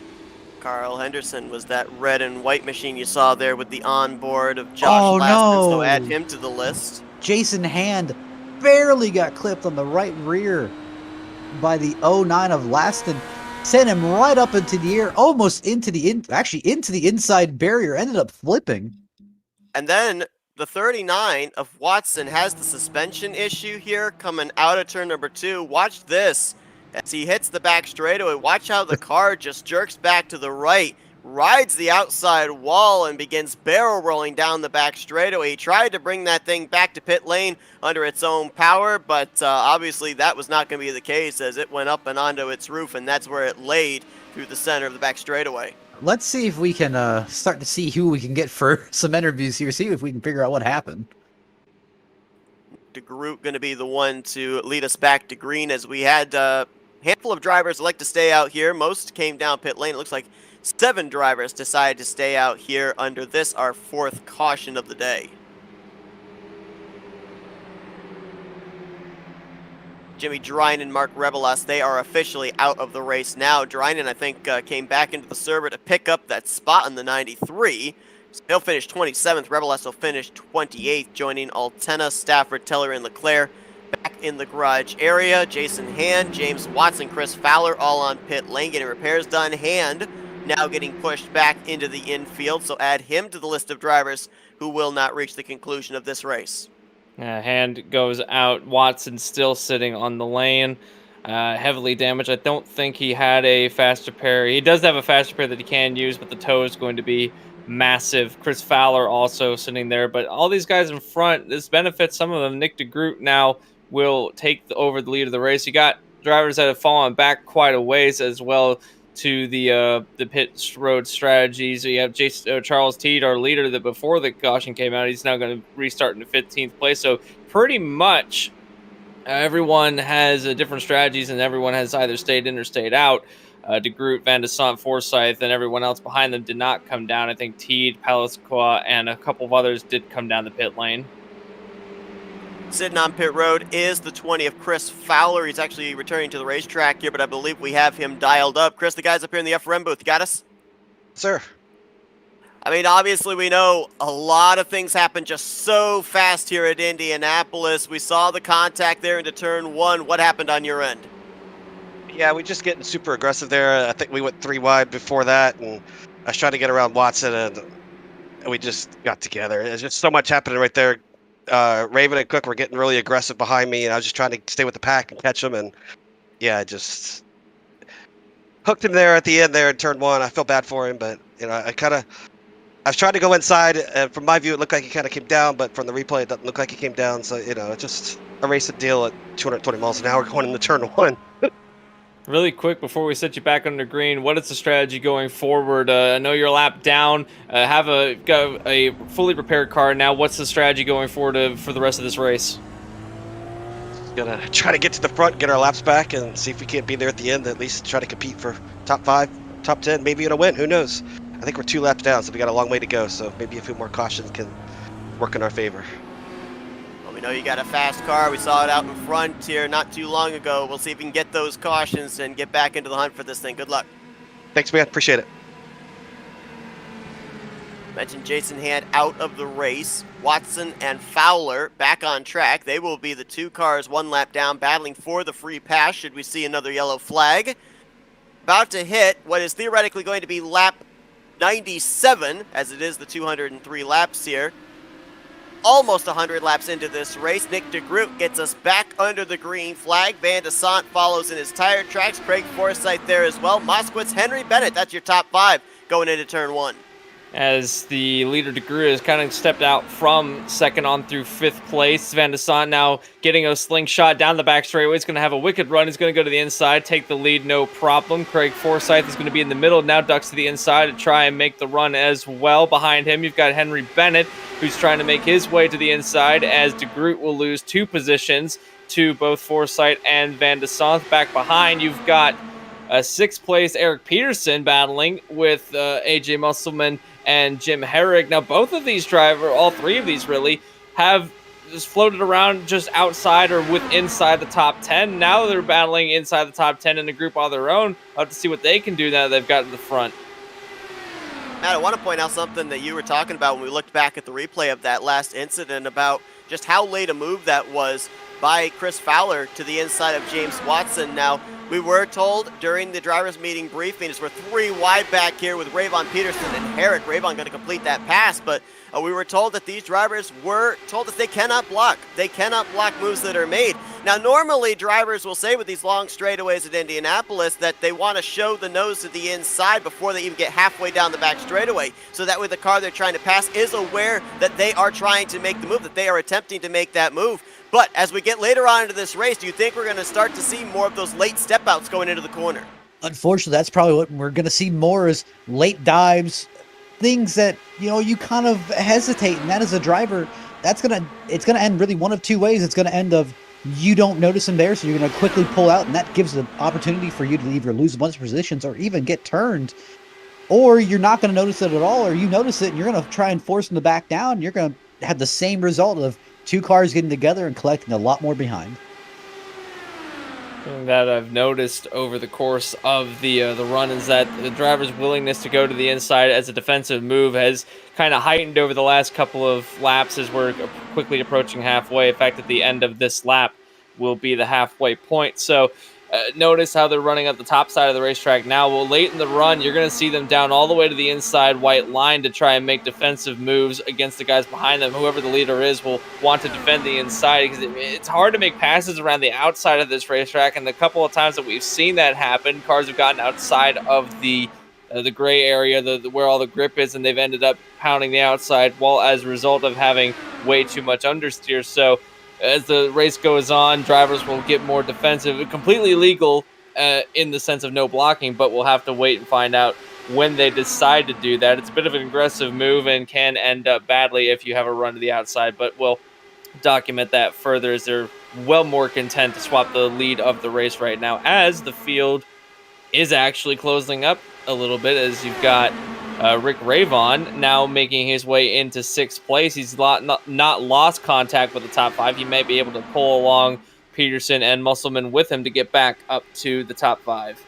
Really thinking that everyone's gotten a lot more comfortable with their cars, and that's the result of a lot more of these accidents where, I mean, listen, you could do, 200 laps of practice, but 200 laps of practice is just not the same as doing 200 laps in the race. And that's the thing, we're, again, 100 laps down, these drivers have gotten very confident of their cars. They're saying, hey, if I put it here, it's going to stick. If I put it here, it'll probably stick. That's the kind of thing where I'm wondering how much confidence can you get before it really starts becoming a overconfidence issue? I mean, I don't even know if they end up thinking of it as overconfidence. I mean, every lap that ticks away and you get closer to the checkered flag, you're going to get more and more daring, and you're going to look back at it of, if I didn't give it my all, man, I'm really not going to feel good about myself, because I might have had a shot there if I put in that little extra percentage of effort. Might have been able to walk away with this this trophy. And here's the thing, too. I mean, we still have this as our season finale. The championship is still on the line, but there's only 2 drivers currently in the hunt for that. Everybody else that took the green flag are just trying to end out the season with a W. So they're all out there with the bring home the trophy or bring home the steering wheel mentality. So I don't necessarily think that there's going to be a sense of overconfidence for any of these guys. Nah, they're going to be white-knuckling that wheel all the way around the last few laps when we get into the nitty-gritty of it. I've not personally been in this situation before, but I do know that bringing home the steering wheel, as Seth coined, is option B, rather. Always want to bring me the trophy or bring me a car wrapped around. Bring me trophy or bring me death. Patrick Henry said. More often than not, it's death. I'm getting nervous when they get close, and I want to touch on the point fun in too. games till you land in that lake in the back straightaway. There's a lake. Oh, there is a lake. Yes, there's a lake. Got to get a running start. You are correct. Now, something that I want to touch on, though, is that what gets me nervous is when they do start diving to the inside of the racetrack. Is that pit wall is. I've seen it happen before, and it's not no real world sense of this actually happening, but I have seen it happen in iRacing where some contact is made, and then either one of the 2 cars battling will actually hit the beginning of the pit wall, which obviously is no bueno for anybody. So I don't think that I do think that once we get into that, we'll have to keep an eye on that, because it can get kind of hairy when battling for the lead. The Group Van de San continue to swap the lead back and forth. 25 drivers still running, 23 on the lead lap, and of those 25 drivers, 8 of them have used their faster pair. So still a majority of the field still have their faster pair available to them as we have crossed into the second half of this race. We talked about it Wednesday night during qualifying, but we're going to talk about it obviously here today as well. LMC Gear has been a huge sponsorship here for Dark Horse Racing Series. They sponsor the starting grid and the finisher results every Wednesday night. And Matt, I believe they've got a special promotion that's been going on here for the last week or so. Absolutely. It's lmcgear.com and unitelight.org are highlighting their new partnership by giving away a Chandler Charger, which is a solar cell phone charger, to the winner of the Dark Horse Indy 500, as well as a couple of the Luke Light solar emergency lights to the 2nd and 3rd place finisher. Now, also in addition, our good friend Charles Teague, who's the admin of Dark Horse IndyCar Series, will be donating a Chandler Charger to the Dark Horse Hard Charger of the race, the driver who gains the most positions. There also will be a $100 prize if a driver manages to win the Dark Horse Indy 500 with 0x. So that's going to be a little bit of an incentive for some of these drivers, like Nick DeGroot. Make sure you keep it out of the wall. Make sure you keep it out of the grass. Make sure we're 0x when we cross that line. And right now, I But, think getting 0x might be a bit difficult for some of these drivers, just given the fact that how much they've kind of flirted with the track limits here, but even with the contact. But yeah, you know what? Got something on the line. If you got a 0x, then you get a prize. Now, obviously, we documented it here at the top of the program, the fact that Henry Bennett, kind of a long shot to be able to get the championship from Rick Ravon. They're still running in close proximity. Bennett in the 4th spot, Rick Ravon in 6th. But let's address something else coming into this race, the fact that the both of them are tied for the most wins on the season, 5 apiece. So if you're Henry Bennett, obviously you want to win this Indy 500. That's the first main goal. But if you can't win the championship, is it an incentive to be at the top of the heap, the leader of wins for the season here to close out season 4? So you got a little bit of a chip on your shoulder. You wanna be the guy who goes out and wins the most races. You don't want to have to share that title with someone else. You want to prove that, hey, if I'm going to win this championship, I want to be the absolute best. And even if I don't win the championship, hey, I got more wins than the champion. Absolutely. And right now they're all tied at 5 between Bennett and Ravon. And if neither of them win, then this could be an opportunity for some drivers to pounce onto the win column. We were talking about how the only driver with 1 win this season was, I believe it was Nick DeGroot with only the 1 win this season.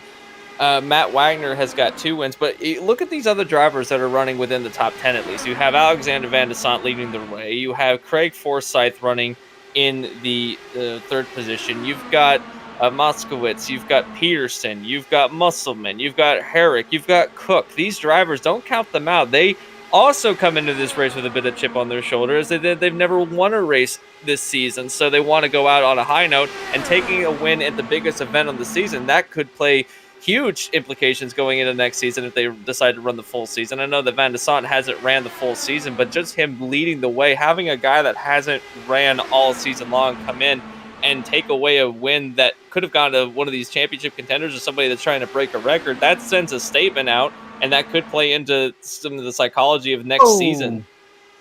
And looks like Brandon Pasquale, looks like he had a little bit of an issue entering about turn 1, fell way through the field. Not exactly sure what happened. Just a couple of spots to Jeff Heisong, Benjamin Combs, and Alex Coates. Now back to the 15th position. Another thing that we're going to be talking about, and it'll obviously be more prevalent the closer we get to the end of this race, but when do you make the race-winning move? Because a little bit of Dark Horse Indy 500 lore. Back in Season 2, Craig Forsyth won the race with a 4-wide move on the front straightaway. The caution came out in the closing stages. The race ended under yellow. Whereas last season, Henry Bennett tried to make a charge there, coming to the checkered flag on Matt Wagner, and came up 18 one-thousandths of a second short. So we've had a Dark Horse Indy 500 race end under caution. We've had one end under green. So that throws a little spanner in the works of when you make the move in the closing stages of this race. There was 3 wide in front of a couple of these drivers. I think it was between Heisong, Combs, and T. That could have been intensely difficult as they were leaning on each other going into turn 3. Just in front of that, you've got the 20 of Chris Fowler, who right now is in the lucky dog position should we get a caution. He's got about 5 seconds in hand back to the other lap machine of James Watson. So right now, Fowler hoping to see the yellow flag in the flagman's hands. Obviously does not want to be the caution, as he was up there at the front, led a good portion of this race in the early going off of some pit strategy. The timing of that caution coming out in the middle of our second round of green flag pit stops. You ever think that Nick DeGroot just looks at Alexander Van de Sant and just says, not this guy again? Yeah, sometimes he's looking at him again as he's gone to the lead again. It's not Maleska, it's Van de Sant. It's one or the other. Somebody, Nick DeGroot is saying, oh no. Oh, the 36 of Eric Peterson's coming down this time. Looks like AJ Musselman may be joining him. This is interesting. Same thing as Nick DeGroot. Well, Musselman is on the the racetrack right now. Back is coming down. We've got some drivers. We had about, 7 drivers, I think, that stayed out under the last caution. So they were about anywhere from 7 to 8 laps shorter on fuel than most others. And that's a group of them coming down here with DeGroot, Van de Sant, and Eric Peterson. So they're off sequence. We talked with Charles Teed. He said, I'm off sequence. I got to hope for a couple of cautions to come out, get us all bunched back up here on the same strategy. Now we're starting to see with the long green flag run how the two varying strategies are going to be splitting the field apart. Absolutely. Right now, it's the three of them on the pit road. Henry Bennett will inherit the lead, although it will be quickly handed over to Craig Forsyth, and then Moskowitz will be right behind. So again, Seth, I want to ask both of you, given the fact that we have such a mixed bag of strategies now, even though that we've had we've had two yellows that have kind of bunched the field back up in order for them to possibly get back on the similar strategy. But now that we have so many multiple strategies, what do you think towards the end of the race, if this race does go to the end under green? And I'll go ahead and knock on wood by saying I don't think that's very likely, but if it does, what does that say for these guys that are good on to make it on a couple more stops, and the drivers that might have them find themselves needing an extra stop to get to the end of the race? Kind of like the Coke 600 for NASCAR, right? You work the race from back to front and strategize that way. Work the numbers on fuel, see how many pit stops it's going to take you to be able to make it the rest of the way.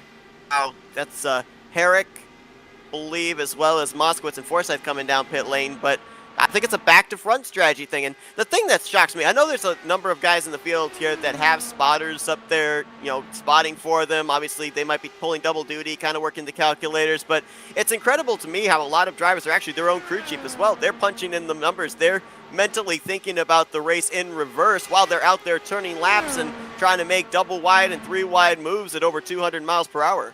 If I'm dealing with my spotter / crew chief, if he's asking me questions, I'd be telling him, shut up. Just tell me what I need to do to make this race happen.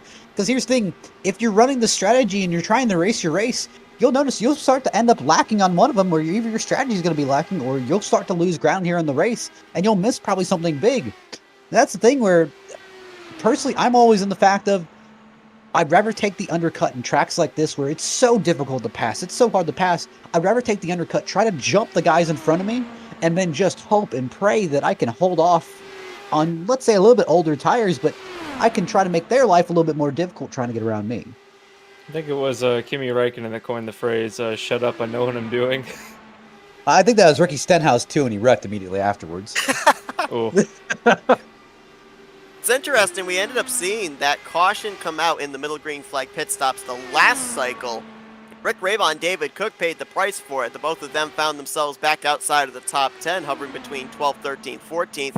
Now, with the varying strategies that have gone on under the last two cautions, after that, Ravon back out to the lead. He's got over 4.5 seconds back to David Cook, who's battling with Charles Teed, Benjamin Combs and company. So all of a sudden, those two teammates find themselves back up at the front again. I don't like this because I'm seeing Rick Ravon, his top is about 227, and I saw Charles Teed top out about 235 there on the back straightaway. You're really kind of burning your advantage here, where I think it's easier to pit right now. Take advantage of the amount of time that you have on the rest of the field. Try to use that to your advantage to do an undercut and then drive away. If you're the rest of the field and that 20 car of Chris Fowler gets back in the lead lap, watch out, because he's battling right now up with guys that are running inside of the top 5, albeit one lap down.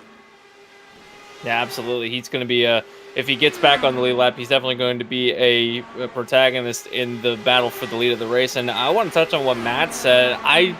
If you're Rick Ravon, you've been bit by an undercut once, and he's going to come down to pit road now. Ravon and Cook are pitting.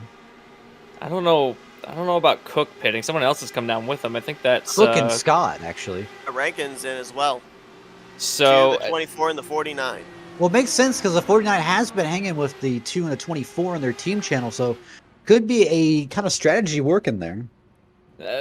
On the part of Ravon, both Cook and Ravon is, I think that Ravon missed his pit box, had to back up a little bit, but you've already been bitten once on the undercut.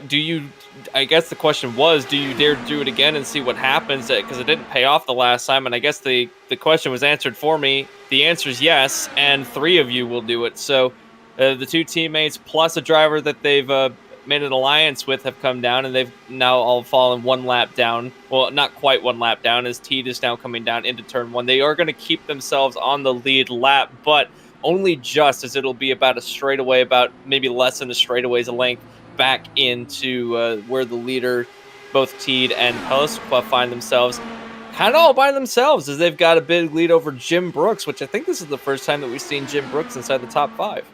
Jim Brooks has been pretty almost, shaky. he almost had that victory back in New Hampshire. You got to wonder how that's in the back of his mind. Obviously, certainly could remedy that situation with an Indy 500 win. I think if Maletzko was here, I don't know if they'd be they'd be on best of terms. We had 3 drivers come down pit road that last time, including Alex Coates. I believe also Jeff Heisong and Benjamin Combs were a part of that trio. Charles Teed's the race leader, but we're looking at the battle right now, unofficially, for the 10th position. That's where Nick DeGroot, Alex Van de Sande, and Craig Forsyth are mixing it up. Why are they mixing it up like this? Because one of these 3 guys, when everything cycles around, is going to be our new race leader. Absolutely, and this effectively is the net battle for the lead of the race. So between DeGroot, Van de Sande, and Forsyth, and now you can even throw Moskowitz into the mix. He's a bit further back of this pack, but Rayvon has been able to bounce back pretty well. Scott Rankin has fallen back into 19th in a battle with David Cook. Now, both of these drivers, you thought they would have been able to hold out pretty well, but something you have to remember is that Nick Rayvon came down pit road with about a 5-second lead over the 2 aforementioned drivers, so that's why he's so much further ahead. Running kind of solo, he's got a car behind him that's running around. That's AJ Musselman that's running with him, so he's got some help to get to the front with him. But some of these guys like Cook and Rankin, they got to figure out a way to get back up to the front. When this thing cycles around, I don't foresee them having a challenge for the lead of the race. Up car Chris Fowler heading for pit lane. We're still waiting on, I believe, 9 drivers to complete this cycle of pit stops. Teed, Passlaqua, Jim Brooks, Ryan Kelly, Maxwell Caldwell, Gail Brooks, Joseph Morales. Those are the drivers we're waiting on. Take 2 off the list as Carl Henderson and Josh Laston are hitting pit road this time. So 7 drivers left to complete this cycle of pit stops. And right now, for Charles Teed, I would think that this strategy is working out the way that he wanted it to, but we did hear him say that he needs a couple of cautions. He got one, which helped him out to be able to come down pit road, but I'm wondering if he might need another one with the strategy he formulated when we last talked to him. And Teed has now hit the pit lane to get his service. This would be one of, I believe, 2 stops he still has to complete before the end of the race is done. So 2 stops after this one, I should say. So Teed now hits the pit road. Will hand over the lead to Jim Brooks, first time in the lead of the race. And before that, I was going to mention the battle happening in front of them between Henderson, Heisong, Combs, and Cook. It was getting pretty intense, and I thought there was going to be some times in a moment that they were going to run into each other, and that was happening right in front of the leaders. This is the danger territory when the race gets spread out so much, is that you'll have drivers behind that are in the lead pack that are coming up on some slower traffic, and if they're battling aggressively, something happens in that lead pack, then you put yourself at jeopardy, so nowhere on this racetrack is safe at this moment.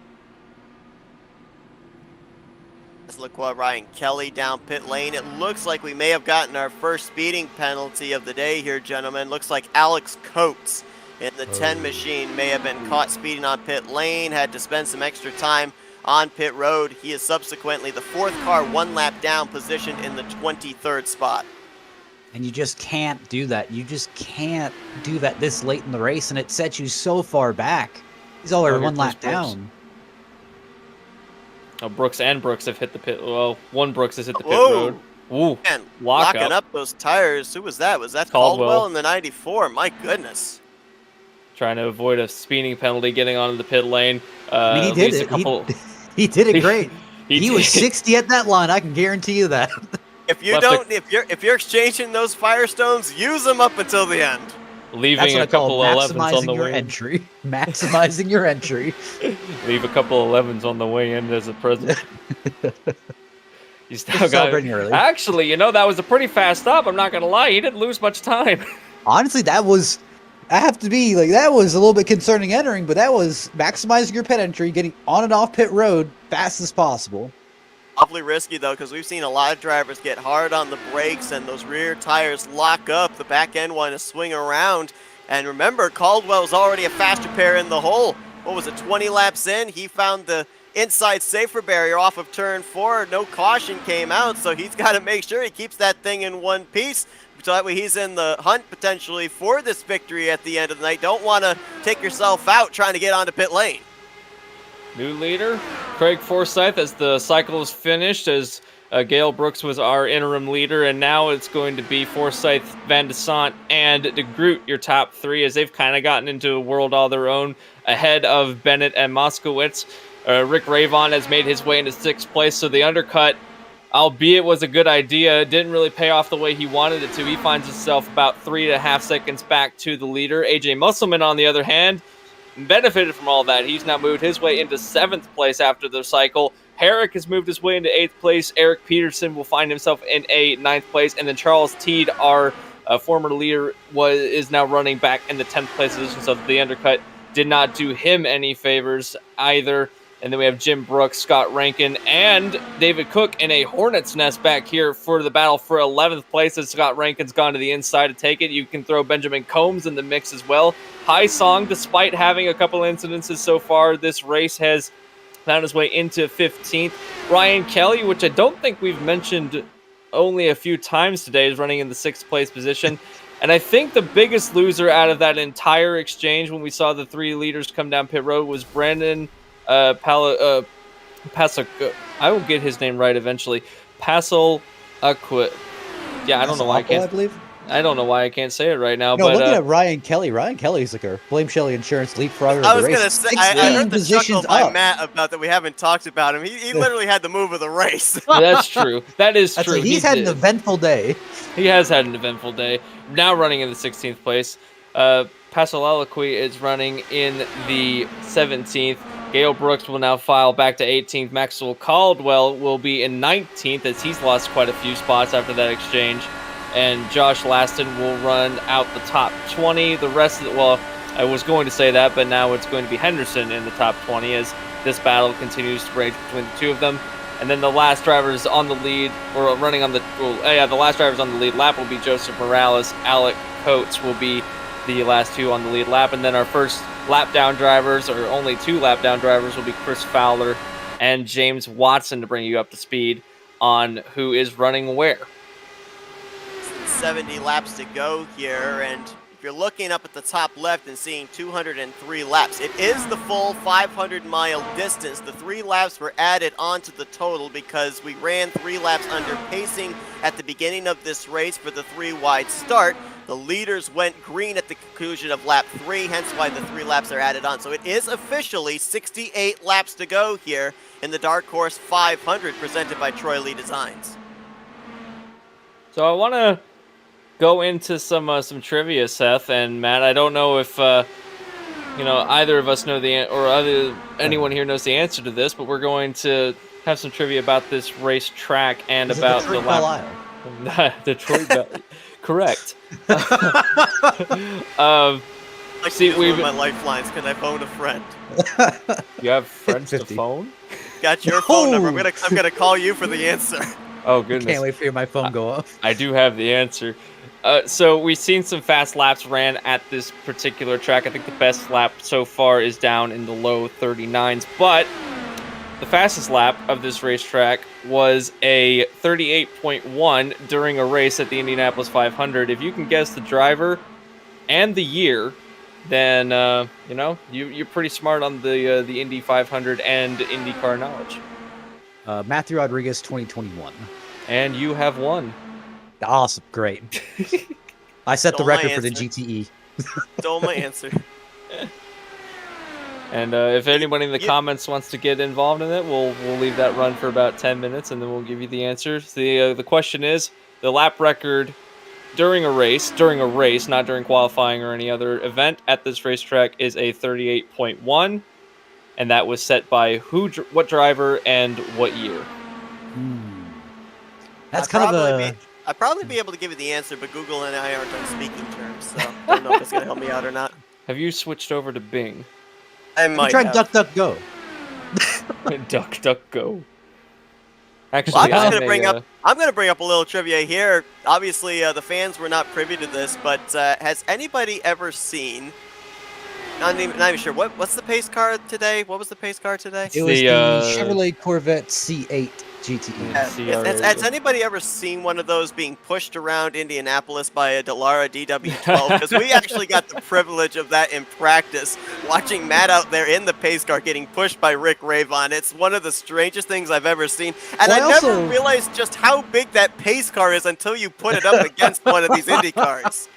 I also That realized thing's a giant. if this boat. Corvette gets hit in the back, it turns into an El Camino. So, You think that Chevy was in the design room like, what if we take the El Camino and add a trunk? you may have an idea there. There's probably someone who makes this. That was how the C8 was conceived in some dark basement in Detroit. Honestly, I thought a drunk person was just throwing darts at a board trying to figure out where the engine was going to be. What if we Resemble- took the I resemble Corvette? that remark. What if we took the Corvette and made it a Ferrari? That would print money, actually. No? Yeah, that, Back I'm so kinda wondering this about is that design. Back to the actual race, though. well. This one more thought. This is completely Oh, no. uninvolved with the race going on right now, but this has everything to do with the CR8. When that was announced, I remember getting into several discussions with people about how they basically took the back end of some McLarens and took the front end of a Corvette and kind of made it look like a Ferrari 488 and was like, yep, this is the new Corvette. You know, they should have made it look like the old SCCA Nissans, like the GTP cars, where it would look like literally like just a wedge. Actually, you could have made it It look like should an be like NS. that. Actually, the more I think about it, it looks like a more defined NSX, which Don't you I don't know dare how I desecrate don't know how I my- feel about that. the honor but of the Acura NSX. That thing looks beautiful. I know it is a beautiful car. I saw one in Louisville. It was Guys, we got a car coming to pit road. Sorry to cut you off real quick. Jim Brooks has gotten into the wall coming down pit Oh, lane, no. unscheduled stop for the 51 machine. Oh no. and that was a fast car towards the end of the run too. So that's heartbreaking for the He was running that 51. Drinan line, and it looks like Rankin followed him into the wall. It looks like just Rankin didn't hit the wall as hard as Brooks did. Just got off the racing surface ever so slightly out of the racing groove, and you cannot do that at this racetrack, especially when you're trying to be competitive. You just you don't want to pull off I dare not speak his name, but you don't want to pull off a Hinchcliffe, in other words. Hey, Anthony, Okay. our chat has given you their answer to your trivia question. We'll see if they're correct. Nick Suddick guessing Cheever in either 95 or 96. He's not certain on the year, but he's going to go with 96. He is correct. It was Eddie Cheever in the 1996 Indianapolis 500 with the fastest lap time of a 38.1, and that happened during the race. And his average speed was 236 miles an hour, much quicker. 1996 as a whole, as I'm looking at the stat sheet for the records here, 1996 was a blistering year for the Indianapolis Motor Speedway, as 4 of the 5, actually make that 5 of the 6 records were placed in 1996 by a myriad of drivers, but mostly by Ari Leyendyke. Well, there you go, Nick. Congratulations getting that trivia question correct. I tip my non-existent hat to you. I would not have even had a clue. I still like the answer, Matthew Rodriguez 2021, to be perfectly honest with you, but Hey, he was whipping that sometimes you have Corvette. to deal with hard facts. He's whipping that Corvette. There's a battle for the lead that's been happening for the last 10 or so laps. It's but been constant here. Forsyth, Van de Sande, Nick DeGroot. Well, actually, Nick DeGroot's kind of backed out of this. He's kind of become a spectator, letting these guys go at it for the top position. Might be trying to save a little bit of fuel here, because right now, Van de Sande, Nick DeGroot on the same strategy. 27 laps they've been on this run. Van de Sande, on the other hand, or actually, correction, Forsyth, he's only been on his stint for 25 laps, so he's got about a 2-lap advantage on these other guys. Rick Ravon, date on him, our points leader, 6th position right now. And again, I mentioned I was talking to him after last week at Texas, asked what the mentality was coming into Indy, and he said, it's just a win. I've got one speed, and that's go to the front. And so obviously he doesn't want to settle for a 6th position. He doesn't want to settle for a top 5, even though it would get him the championship. He wants to win this Indy 500 and cap off what's been an incredible run in his first full-time season here in the Dark Horse Racing Series. But at least for the time being, with where he is at, he's doing what he's got to do, keeping Henry Bennett in check and looking to close out this year with 5 victories and a championship trophy. Oh, we got a lot of drivers heading down pit road, including DeGroot, Van de Sant, Bennett. I think Ravon's staying out, but we have a lot of drivers. Herrick, I think, is stayed out as well, but Van de Sant, Teed stays out, but most of our top 5 had come down pit road. Eric Peterson just back there as well, coming to pit lanes. Looks like 4 drivers in total. 3 of them, as you mentioned, up inside of our top 5 coming down pit road, which means that in the next 2 to 4 laps, we're probably going to see Craig Forsyth, Dylan Moskowitz, and the rest of our top 5 coming down pit lane as well. One of the latter ones to hit pit lane might be Charles Teed, who hasn't even reached 20 laps on his run. Of course, way off pit sequence with everybody else. So, with that being said, the off strategies will continue to happen as Forsyth runs all by himself now. And he lost a lot of friends under that exchange. It almost would have benefited him if he had come down pit road, I feel, because now he's just going to lose time to the guys behind that are still running in a pack. So too is Moskowitz. He's running all by himself now too. Rick Ravon has got plenty of friends with him, but he's battling right now between himself and Musselman. Does Forsyth come down onto the pit lane? We'll have to find out as he rounds the corner, and he will be coming down onto the pit lane. I think that's a smart move on the part of Forsyth.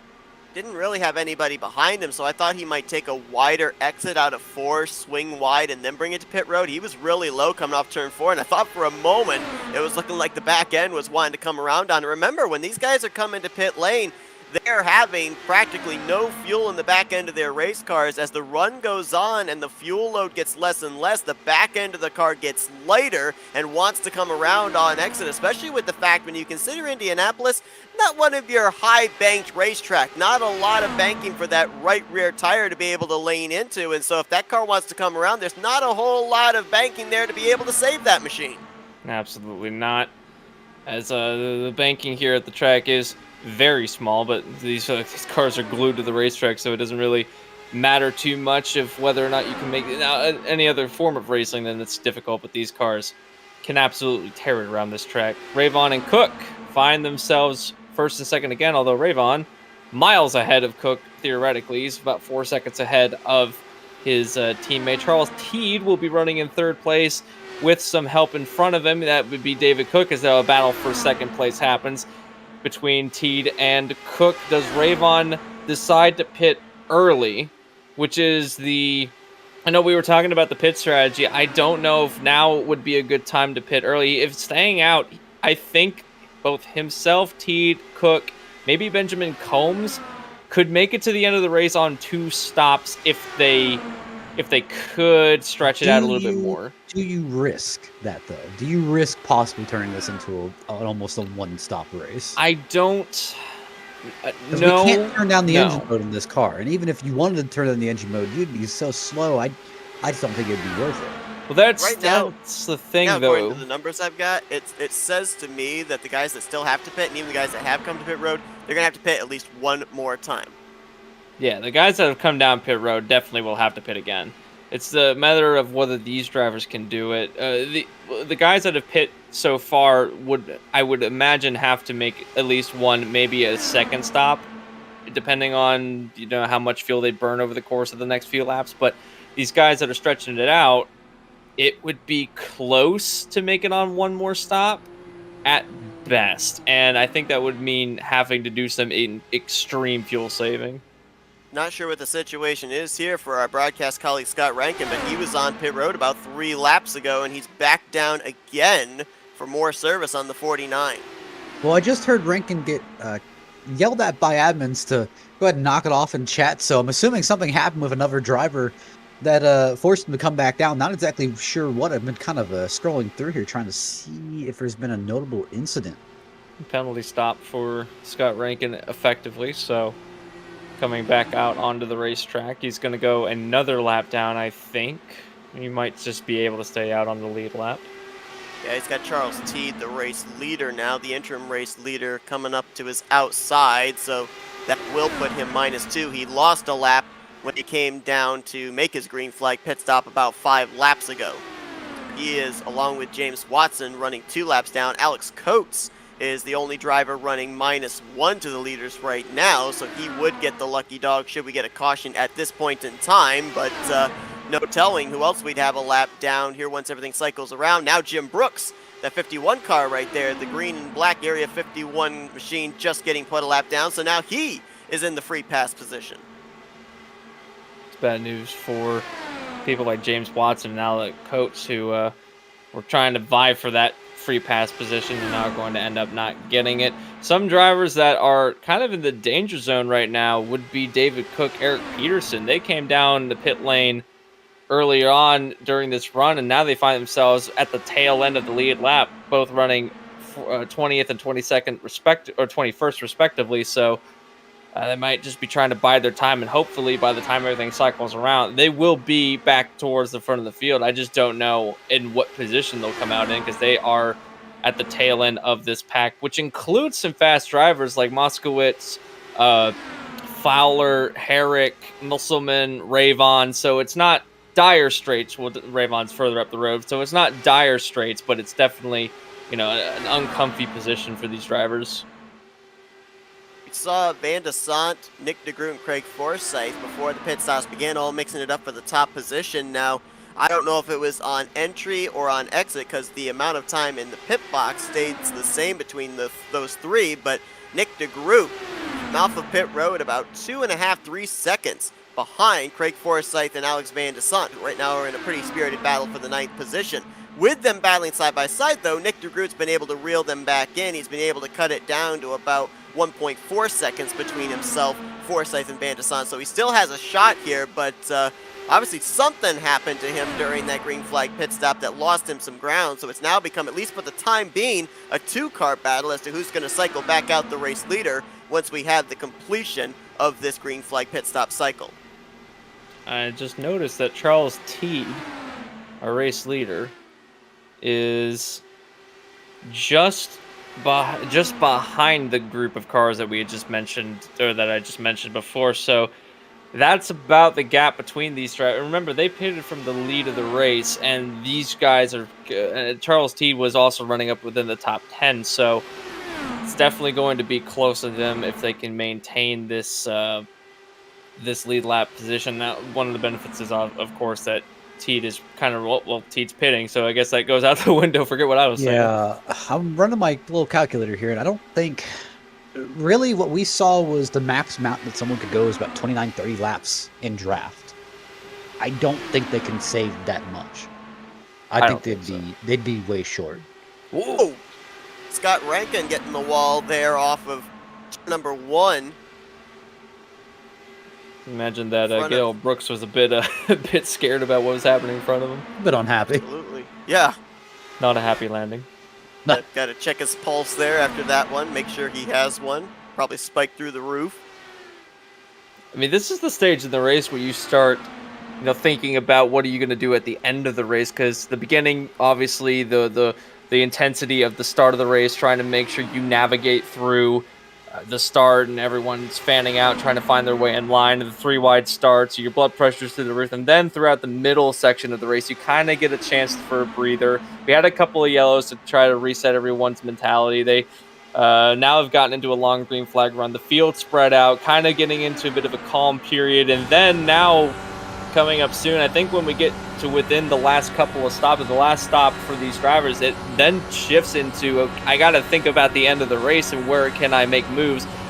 What position am I going to end up finishing in? What's the strategy that I'm going to go with? Is my strategy even working at this stage in the race? Do I have to change it up completely, or do I bet on a late race yellow to try and save my strategy from failing or making it better? Or this is the time of the race where the drivers, again, you mentioned it, that incident between Brooks and Rankin, that's a thing that will, kind of snap yourself back in, and you'll look at the laps left and you're like, oh, I have to figure out the end of this race now. So I think we're going to start to get to that stage in a couple of laps. Here's the other thing, too. Mention the fact that everybody is probably going to have to be on pit road at least one more time before the conclusion of this race. Right now, add to the list of those that have used their fast repair at this point, Gail Brooks, who just took the race lead, Jim Brooks, who we heard got the wall, came down, took his fast repair on, and Scott Rankin. there's still a bunch of drivers in the field that still have their faster pair available. Do you take that faster pair if you've got maybe even the slightest amount of damage? We know just how aerodynamically dependent these Indy cars are. Do you take that faster pair on this final green flag pit stop, knowing that there could be a possibility a caution comes out and we have some late race restarts? So another bit of strategy for these guys on when to take that faster pair on, if at all. If I was outside the top 10, absolutely not. I'd leave it in. Or if I was inside the top 10, I'd leave it in. I wouldn't even take it. I wouldn't even think about taking it because I'd be waiting for that last caution. I think everyone knows it's coming. Just no one knows when or even if it's going to happen. But we're pretty well sure it's going to happen.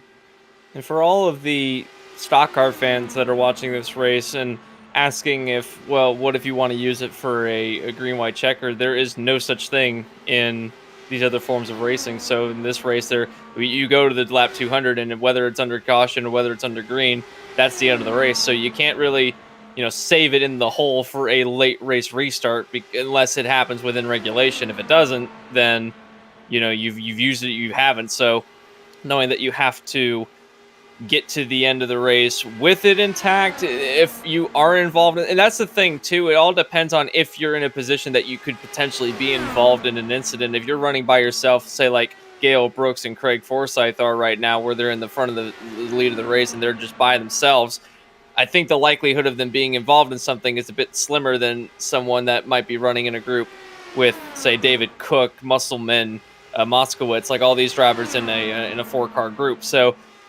having that, if you have any slight damage, if it's not hindering your top speed, then I don't think that you should worry about it. But if you feel that your car is hindered in any way, that you're slow on top speed, you can only be fast if you're in the middle of a group and not leading a group, or if you're having some problems with turn in, exit, anywhere in the middle of the turn, oversteer, understeer, then take it and get a fresh car.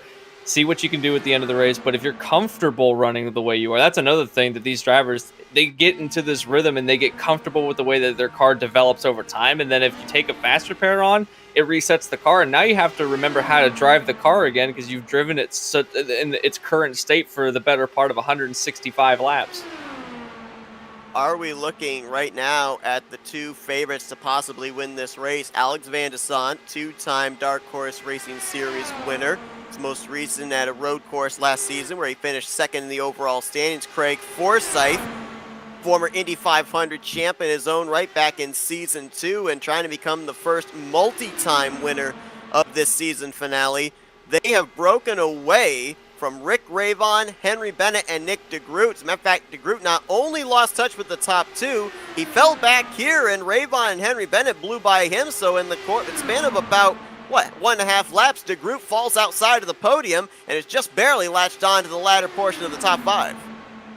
I think at this stage in the race now, if there isn't another yellow that comes out, I think we're looking at the two that's going to battle it out for the end of the race. I don't think the way that the race has trended, there's no way that these drivers behind like Ravon, Bennett, DeGroot, unless they get into a line and stay in the line and have intense communication between each other and have a lot of coordination, I don't think that they're going to be able to run down these two within the amount of laps that they have left, especially given the fact that we still have a couple more cycles to go through. What I will say is if Van de Sant and Forsyth continue to battle the way that they are, that might blow everything I just said out of the water because they are continuing to swap positions for the lead of the race.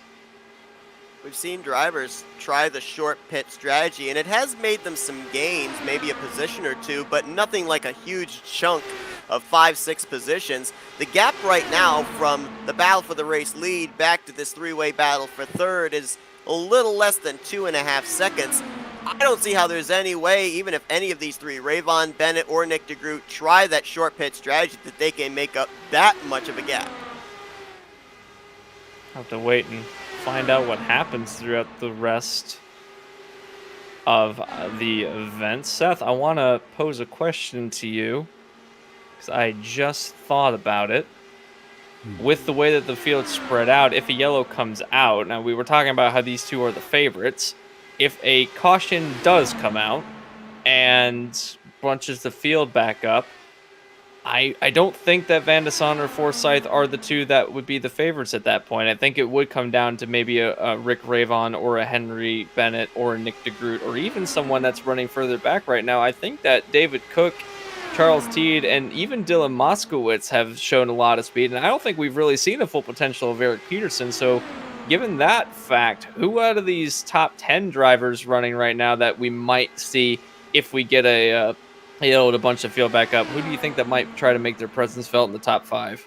Well, if I'm looking here at our current top 10, there's 3 drivers in particular that have stood out to me as being the most aggressive of working their way forward on restarts. Rick Ravon would be the first one right now in 3rd place. Charles Teed in the 6th position. And I've also noticed that Dylan Moskowitz, he's actually been in the second half of the top 10, a couple of restarts, and then we see him up in the 5th, 4th position just a couple of laps later. So these are some of the guys I'm looking at that have utilized the short run speed when everybody's bunched up to be able to make forward progress. But the thing I'm wondering here, is this a going to school process for Forsyth and Van de Son? Kind of figuring out the crossovers here and kind of formulating for later on this race, what is the portion of the racetrack you want to make the move that will get you back to the start-finish line? Because remember back to last season, it was half a car length, 18 one-thousandths of a second, that Matt Wagner beat Henry Bennett. You don't have to necessarily have the car in your rearview mirror to win the race. You just got to have your front wing be the first one to that yard of bricks.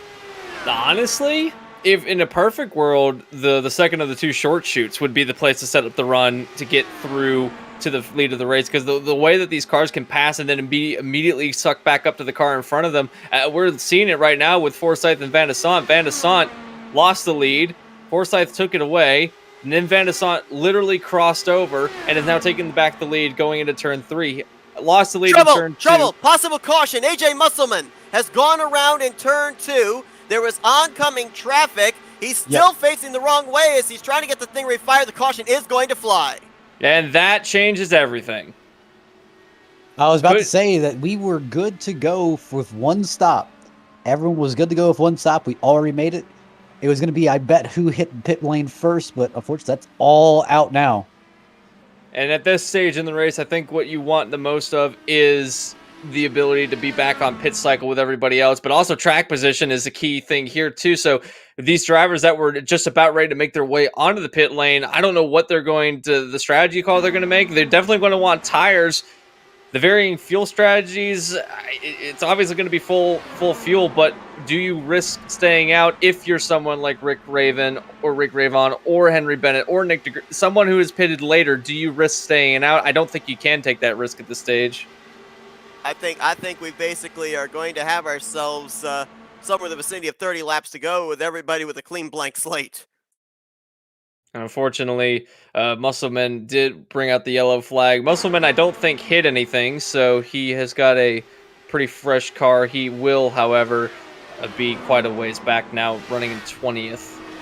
To tell right there, obviously almost got ran into the back up by Dylan Moskowitz. Credit to Moskowitz checking up, trying to allow him to gather it back up. And when they went into turn 2, you saw the 54 snap loose. I don't know if there was a little bit of gap whack that took place there or if he just entered that corner so shallow that the back end didn't stick. But Moskowitz did a great job of giving all the space possible to let Musselman gather that thing back up. That could have been a multi-car wreck, and we got away with just a solo car incident.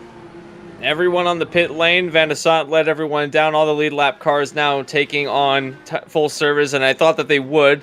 It'll be a battle of who can get in and get out quickest, and I think that if everything holds the way it is, it's going to be Van de Sant with the lead of the race as everyone hits their pit box. Van de Sant already down and away. Right behind him comes out Rick Ravon. Oh, he might just barely get Forsyth at the line. Rick Ravon will move up into 3rd place. Henry Bennett will be in 4th, and Nick DeGroot gets out 5th. The benefit now is that they've caught up to the leaders.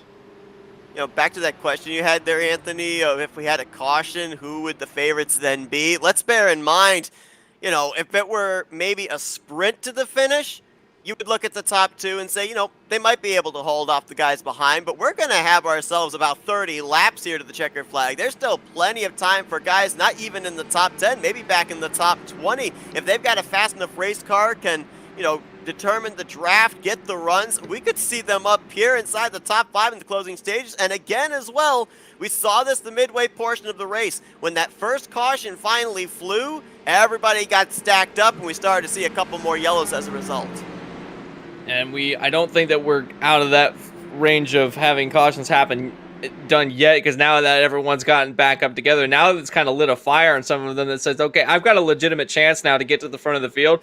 I'm going to try and put my car in places that I normally wouldn't do, because we're coming down to about 30 laps to go in a couple laps time, so it's crunch time. You are within the fuel window now, plenty within the fuel window for all of these drivers, so the aggression level will ramp up. And what the scary thing to me is, though, is that towards the end of the run, yeah, we are within the fuel window, but these cars are going to be planted for the first, 5, 10 laps. But then we've noted throughout the race that once the cars get lighter, they become way harder to control. These drivers that are going to, if we go green all the way to the end of the race, they're going to be at their lightest point by the time we get to the end. And if we have a couple of daring moves, and we might have some incidents like we saw with Musselman, where cars so light, you hit the wall a little bit and it just goes around in the next turn. Looks like Chris Fowler played the strategy of staying out, was on the lead lap when the caution came out, and so therefore he's going to be back in the lead lap. You saw Scott Rankin in the 49 going around. He was the lucky dog. So of the 25 drivers that are still in this race, 24 will be on the lead lap. The only car one lap down is going to be James Watson in the 39. So keep an eye on this, because all of a sudden we're starting to get some more players into the conversation. We know that 20 of Chris Fowler has the pace to be up there with the race leaders, and oh boy, I'm telling you what, guys, we just saw there 47 lead changes so far here today, 5 cautions up to this point in time. Last season, we saw the yellow flag wave for 7 times, and we've still got a good chunk of this race left to go. They do turn quick laps here, but it is 2.5 miles to make a circuit here at Indy. It is indeed, and we have still lots of racing to come. Van de Sant, the leader of the race. It'll be Craig Forsyth in second place. Rick Ravon, Henry Bennett, and Nick DeGroot will make up the top 5. The top 10 is going to be Cook, Teed, Moskowitz, Herrick, and Peterson to settle it out for 30 laps around the Indianapolis Motor Speedway. What will happen throughout those last 30 laps? No one will be able to tell until we get to the end of it, as Van de Sant will be the control car in just a few moments' time. Drivers that we saw at the back of the pack might show their way up to the front in the couple of laps. We're waiting for the green. Van de Sant waiting to go. He's got a long hold. We're back racing here at Indianapolis. And if you're Van de Sant, it's defense time. I think it's time to Big get wreck. Joseph Morales, Ryan Kelly up into the air there on the front straightaway. Almost immediately the caution comes back out, and it was at the back of the field. I think it was just a stack up at the back. Fowler and Alex Coates were caught up in that one also. It looks like he just kind of got drove in the back of. And that's a really big shame for the 13. Ryan Kelly, he's been fighting so hard today. He is the only one out of the drivers involved in this wreck that still has a faster pair available. The other 3 do not. Let's see where this even started. Was it with the 10? No. Starts with Fowler, perhaps. Yeah, Fowler just kind of just drove in the back of him. Looks like he gave him one bump, and then I don't know if the 60 just didn't get going fast enough, or he didn't realize, but he got drove in the back of and just turned. Oh, wow, and then that was, I believe, Coates in the 10 that clobbers him from behind. But the way that the restarts are here, the race leader, Van de Sant, has the choice of when he wants to accelerate. You are 20 cars back as these guys are. You're trying to anticipate when that leader is going to get going, but I think even more so when you're back there in that kind of a vicinity, you have the responsibility of not really worrying about what the leader is doing, waiting until that car ahead of you accelerates to avoid something like this. Yeah, and it's difficult to time when you can actually do that. And again, it happened with Morales. It just got ran over, so it's shenanigans at the back of the pack. And I think it also ties into what we were talking about earlier, where the nerves start to ramp up. You want to go. You know that you have a fast car, and this is the first time in a long time that you've had a chance to get to the front, and all of a sudden it collapses all around you. So we'll have to stack them up and try it again. But another caution comes out, 6th yellow of the day on lap 174, literally as we were taking the green flag. This is on board with Alex Coates in the 10 machine and getting pretty low down there in the cockpit. Look at how the incident happens ahead of him, and there's just no reaction time available to that car that is ahead of him. But he's looking at the back of that car. All of a sudden, the seas part. And there is, oh man, there is 20 of Chris Fowler just sitting in the middle of the track, just nowhere to go. And I just stacked up, couldn't do anything about it. It's an unfortunate place to be in, really, because you didn't do anything wrong. You just got ran into by another driver, and it's such a hard luck for the.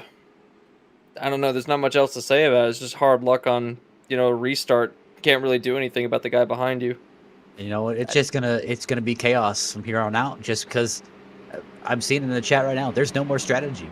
It's all fastest car. Give and take period is over. It's all take at this point in time, and 3 drivers taking their cars to the garage area. Now Alex Coates will finish 23rd, Chris Fowler 24th, Joseph Morales in 25th. Mentioned that Ryan Kelly had his faster pair. He came down, he took it on.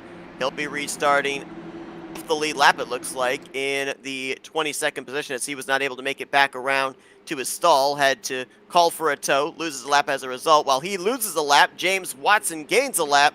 He got the free pass. He's back in the lead lap in 21st position. So we'll set them back up for you.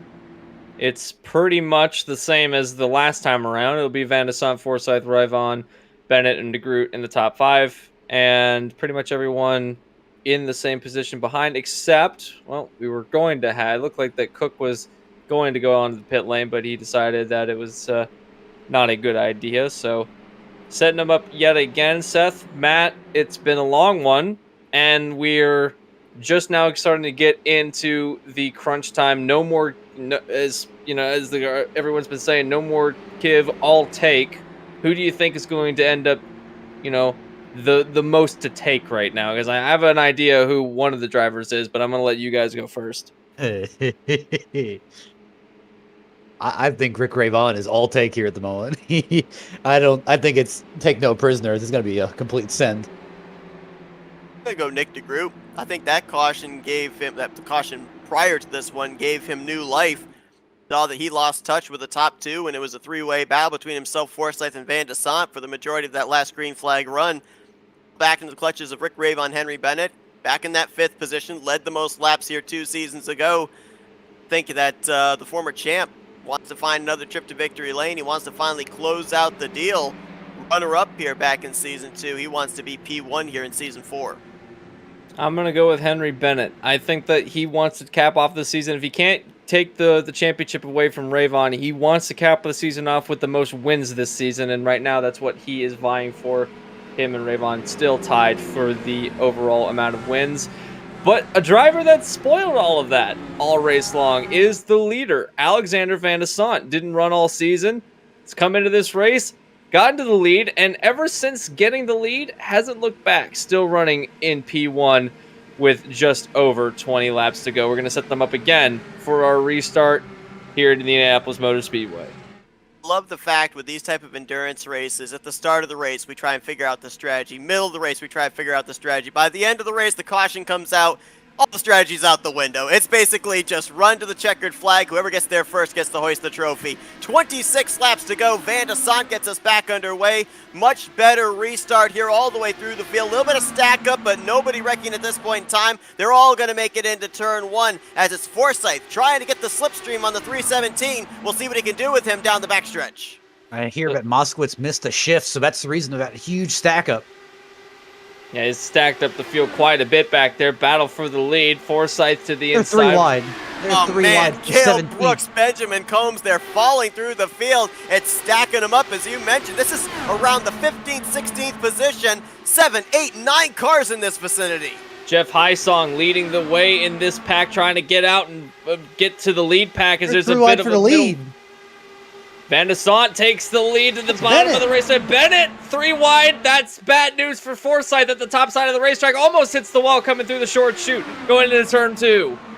Bennett. That was a really shallow entry into turn one. He paid the price. You saw the car start to tighten up, want to push up the track when they got to turn two. Drops back to third as Forsyth crosses Van de Sant back over for the top spot. Top 5 battling for the lead of the race right now. You've got 6th and 7th not too far behind. That's Teed and Cook trying to catch back up. Don't count them out of this yet. We could have them as late race entries for the win. I think if you're Henry Bennett at this point in time, you're looking back and seeing Rick Ravon. Oh, caution! Carl Henderson has gotten into it. It's like also, is that AJ Musselman, I think, upside Scott down Rankin. there in the 54? Yeah, Musselman is upside down.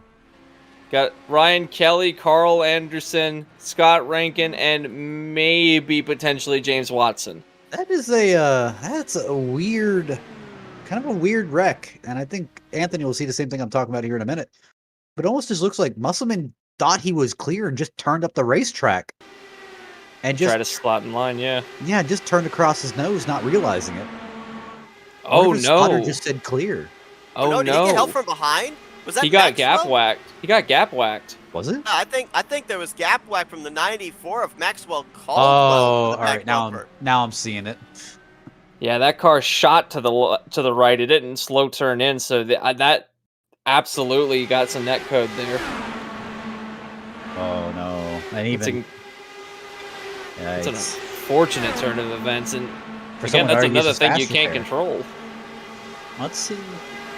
We'll see if we can get a talk with AJ Musselman here in a minute. But Big yikes! crash. Big You crash. mentioned Musselman already used his faster pair. Carl Henderson did not. Wow, that's some hard impact there. And that's the tough thing about Indy and these Indy cars is any hit you take at this racetrack in this race is not going to be light. It is going to affect you aerodynamically. It is going to affect you in terms of speed. If you've already used your faster pair, that's effectively your race over. And right now, the driver that's hoping that stays the way it is right now is Alexander Van de Sant, because he lost a lot of positions and then found his way to the lead right when the yellow came out and has gotten back. I don't think he would mind too much if this race went caution all the way to the end of the race. Trying to do what Dario Franchitti did. And interesting stat about Dario Franchitti, all of his Indy 500 wins happened under yellow. Where are you getting these facts from? Do you just have like a Ripley's Believe It or Not book, or? Google.com mostly. All right. Nice to take my Wikipedia advice. I did remember the Franchitti fact off the top of my head because I was like, oh yeah, Franchitti, the only driver that's not actually finished the race under green but has won Great all of open, them. great in open wheels. Yeah, Awful great in stock cars. Yeah. So I do believe that Ryan Kelly did avoid the incident, so another big miss there by the driver of the 13. And yes, indeed, he is coming around the top side here to get his lap back that he lost after the previous caution. So he will get back in the lead lap with the free pass. 21 drivers will be on the lead lap when we go back green. A Musselman, as Matt pointed out, already used his faster pair. He sits on pit road 3 laps down. His race pretty much all but over. So we had 32 drivers take the green to start this thing, closing in, well, now less than 20 laps to go when we eventually get back green, and only 21 of those 32 drivers still have a shot of winning this race. put them back and stack them back up for you guys. And again, it's kind of the same as the last time around. It's Van de Sant, Forsyth, the group, Bennett, and Ravon, the top 5 now. So we'll put them back towards the finish of the race. And Seth, we were talking about how late in the race we're talking about in the early stages, we'll have a couple of yellows and they come out pretty quick succession, and then we get a nice green flag run in the middle, and then towards the end of the race things get racy. And I believe in this series specifically, that's been the trend for the last, not only this season, but the last few Indy 500s that have happened in this series. Certainly has, and I just get the feeling here, 7th caution of the day. This ties last season's caution total, 11 back in season 2, and right now we're projected, if we end up seeing another caution or two, to be right in the middle of the caution totals from season 2 and season 3. If you're Van de Sant, Do you want to see those late race yellow flags, or do you want to see this thing go green to the end? Because to your point, Anthony, as soon as he lost the lead and fell back to around third, fourth, he charged right back up to the front again. So he's got a fast enough car under green flag conditions, but do you want to have these caution laps to aid you in not having to defend that race lead under green flag conditions? I think you definitely want to. You definitely want to race for it. I don't think there's any driver in this field that wants this race to end under yellow, but at the same time, it's going to be difficult with more than just you and another car to try and gauge when you can make the move, because you've got 4 to 5 other cars behind you that are also timing their own run, so you're going to have to slot in line, figure out what you want to do, and hope that you don't run into each other. This is kind of typical what we see in Indianapolis, where we get into late runs. The lead of the race will change hands frequently, and sometimes they may end up a little bit unfortunate for some drivers. We're but not going to know the winner until that line on the absolutely white not. flag. We're not going to know the winner because it's so dynamic. Even out of 4, we don't even know the winner. Absolutely not. I wouldn't be able to pick a winner out of this, even if we tried. It's out of top of the pace car. Going back green this time around. It is going to be 20 laps to go, right on the mark for these guys. So a 20-lap dash. Desant, Forsyth, DeGroot, Bennett, and Rick Ravon. Desant looking for his first Indianapolis 500 victory. Forsyth, a former Indy 500 winner. DeGroot and Henry Bennett, the last 2 runner-ups, and Rick Ravon trying to have the cherry on top of a championship season with an Indy 500 victory. They're going to lead Cook, Teed, Herrick, Peterson, and Moskowitz, the rest of the top 10, to the green flag. 20 laps left here at this historic Indianapolis Motor Speedway before we crown ourselves a winner and a champion. Good start there for Van de Sant. Van de Sant pulls out to a pretty good lead over Forsyth. DeGroot right behind Forsyth as they thunder into turn 1 through the short chute into turn 2. Ravon now to the inside of Bennett, trying to make that position done. And this is a bit of a statement between both him and Bennett, knowing that they were both in the championship fight. Ravon's already pretty much locked up the championship. 3 wide for the lead go between Forsyth, Van de Sant, and DeGroot. There's a battle for second between DeGroot and Forsyth, and then they stuck Van de Sant up to the top side, making it 3 wide going into 3. Nick DeGroot, the former champion, is going to go to the point for the first time in quite a while. Now, wreck in the back! It's Benjamin Combs, Scott Rankin hitting hard in the inside wall. Brandon Passalacqua's in that mix as well. Throw Scott Rankin in there, I think he got a piece. No, he did not get a piece of it. Benjamin Combs also with damage. That really looked like just not realizing where the nose of your car was. Looks like Maxwell just didn't realize how close he was to Brandon Passaquela and just ended up running him over out of the exit of corner. And Benjamin Combs had nowhere to go and just ran right into him. Definitely a little bit of contact that sent them around. Actually, all 3 of them hooked together and went straight into the inside retaining wall. I was going to say, for hitting the inside wall, Brandon Passalacqua's car didn't look too bad, and then I noticed it was skewed to the left coming down the back straightaway, so obviously some suspension damage. And turn 4 has been a very interesting area for a lot of these guys. There's now, about 5 drivers that have hit that inside retaining wall off the final corner? There's a little dip in turn 4 that isn't around the other type of all the other turns in the racer circuit, and that kind of upsets some cars. And if they back out of it like we saw here, this was just simply car slows down and then everyone piles into it, and inside wall comes up aggressively close when you come down to this section of the racetrack. So tough break for all of these drivers. Here with Benjamin Combs, who is right behind Maxwell Caldwell on the 94. Nowhere to go as both cars in the inside line just slow rapidly in front of him. Hard impact into that inside safer barrier, and Benjamin Combs had used up his faster pair back during the first half of this race. He's done a nice job up to this point of keeping his nose clean, keeping his hopes alive, but is effectively going to take him out of the running of this race victory.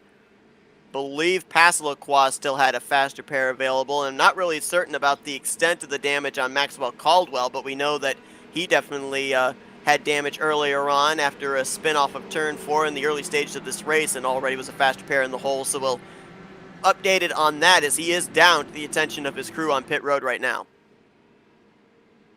to get repaired. Trying to get back onto the racing circuit. Both of them are. Oh, we got Caldwell back onto the racetrack. He's still in the lead lap, I think, so might be able to at least get something out of all of this. Passel-Lacroix is now back onto the racing circuit as well. Line up into 19th as Benjamin Combs, I think, has officially put it behind the wall. Night or day done for the 77 team. And if I'm not mistaken, maybe AJ Musselman might throw in the towel as well, as that car is still sitting on pit road. And I don't believe he has a fast repair available. And that is indeed the case. He is.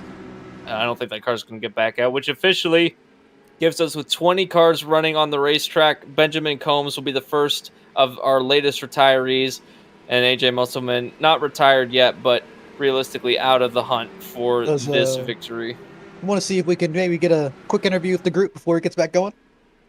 Absolutely.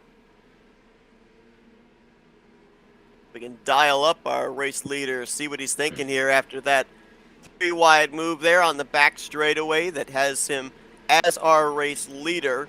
Well, Restart, actually, that's gonna... doesn't appear like we have the group. Oh, Looks like he okay. is. Looks like he's hiding from us. We actually do have Forsyth, though.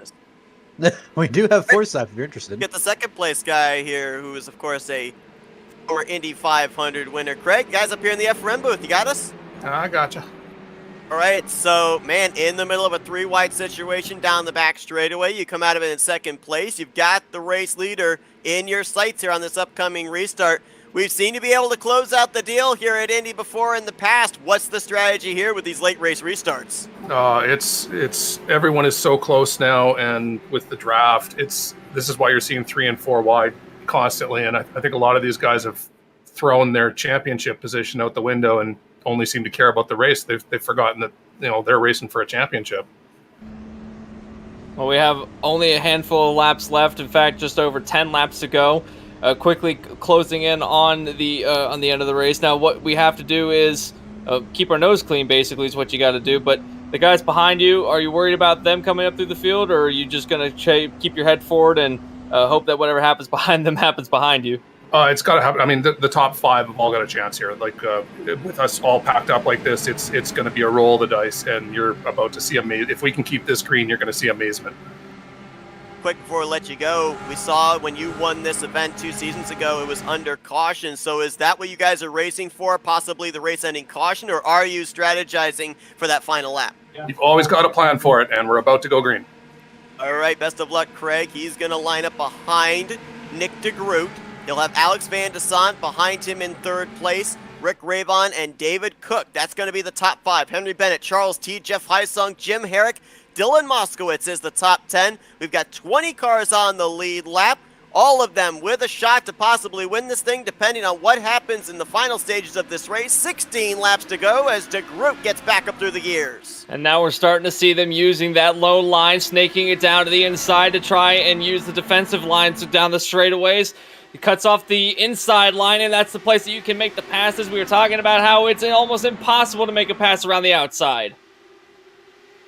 To wonder here, I mean, we Well, heard no wide. blocking available, and there you see why they're going to be 3 wide. Look at Rick Ravon trying to figure out where can I go. He follows Forsyth up the middle. Now he'll tuck behind Van de Sant, but with the no blocking rule in effect here, I mean, how difficult is it going to be for these guys to defend these runs in the closing stages? It's going to make it almost impossible to defend a run down these straightaways, trying to figure out what is legal, what is not. We're 3 wide again, almost 4 wide as somebody behind them was trying to duck out of it. Rick Ravon goes to the lead of the race. Can they get through turn 1 clean? As on the extreme outside line is Forsyth. It was David Cook that was Whoa! over there. 4 wide, Ravon around, hard into the wall. Forsyth up into the catch fence. Barrel rolling on the top of the safer barrier. Caution out for the 9th time. A huge wreck up in turn 1. A terrible crash as both of them go up and over onto the catch fence, and Forsyth is towed into pit road now, and it was contact made between himself and the race leader at the time. I think it was between him and Van de Sant. Man, they were both going for the same position, unfortunately, and it's the last few laps, and I didn't expect very much give, and I expected a lot of take. Remember what we just heard from Craig Forsyth. He said anybody up inside the top 5 has a shot of winning this race. Now he's back in 20th. Ravon's back in 19th. Granted, the both of them have a faster pair available. Forsyth might lose a lap, though, having to call for a tow. Ravon's trying to get that thing back to pit lane. I think he might do so, but they're outside of the top 5. So does that effectively take them out of the running of this Indy 500 victory? Easily I see that. And, I keep looking at that replay. I honestly don't think Alexander Van de Sant did anything wrong. No, I mean, you see Ravon come down a lane. That was a complete racing deal. It was just hard racing for the lead of the race. Now, something that you could argue is that Van de Sant could have moved out to the inside of the racetrack a bit earlier, but there's no rule that says he has to do that. And it's just a racing deal. An unfortunate racing deal nonetheless, but still, it's just a hard thing to do. And credit to Van de Sant for saving it, but definitely hardships for Craig Forsyth and Rick Ravon. And I want to ask this. I don't know if he can, as Forsyth's retired from the race. I don't think that he can, but championship implications I don't think apply here because I don't think there's enough cars on the field for it to matter at this point. Try and do some number crunching here for you, but I think you're right. I think that with the number of cars we've got out of the race now, and the furthest that Rick Ravon could possibly finish would be in the 19th position. I don't think even with a victory here today, Henry Bennett would be able to overcome the gap of 58 points that separated himself and Rick Ravon for that championship trophy.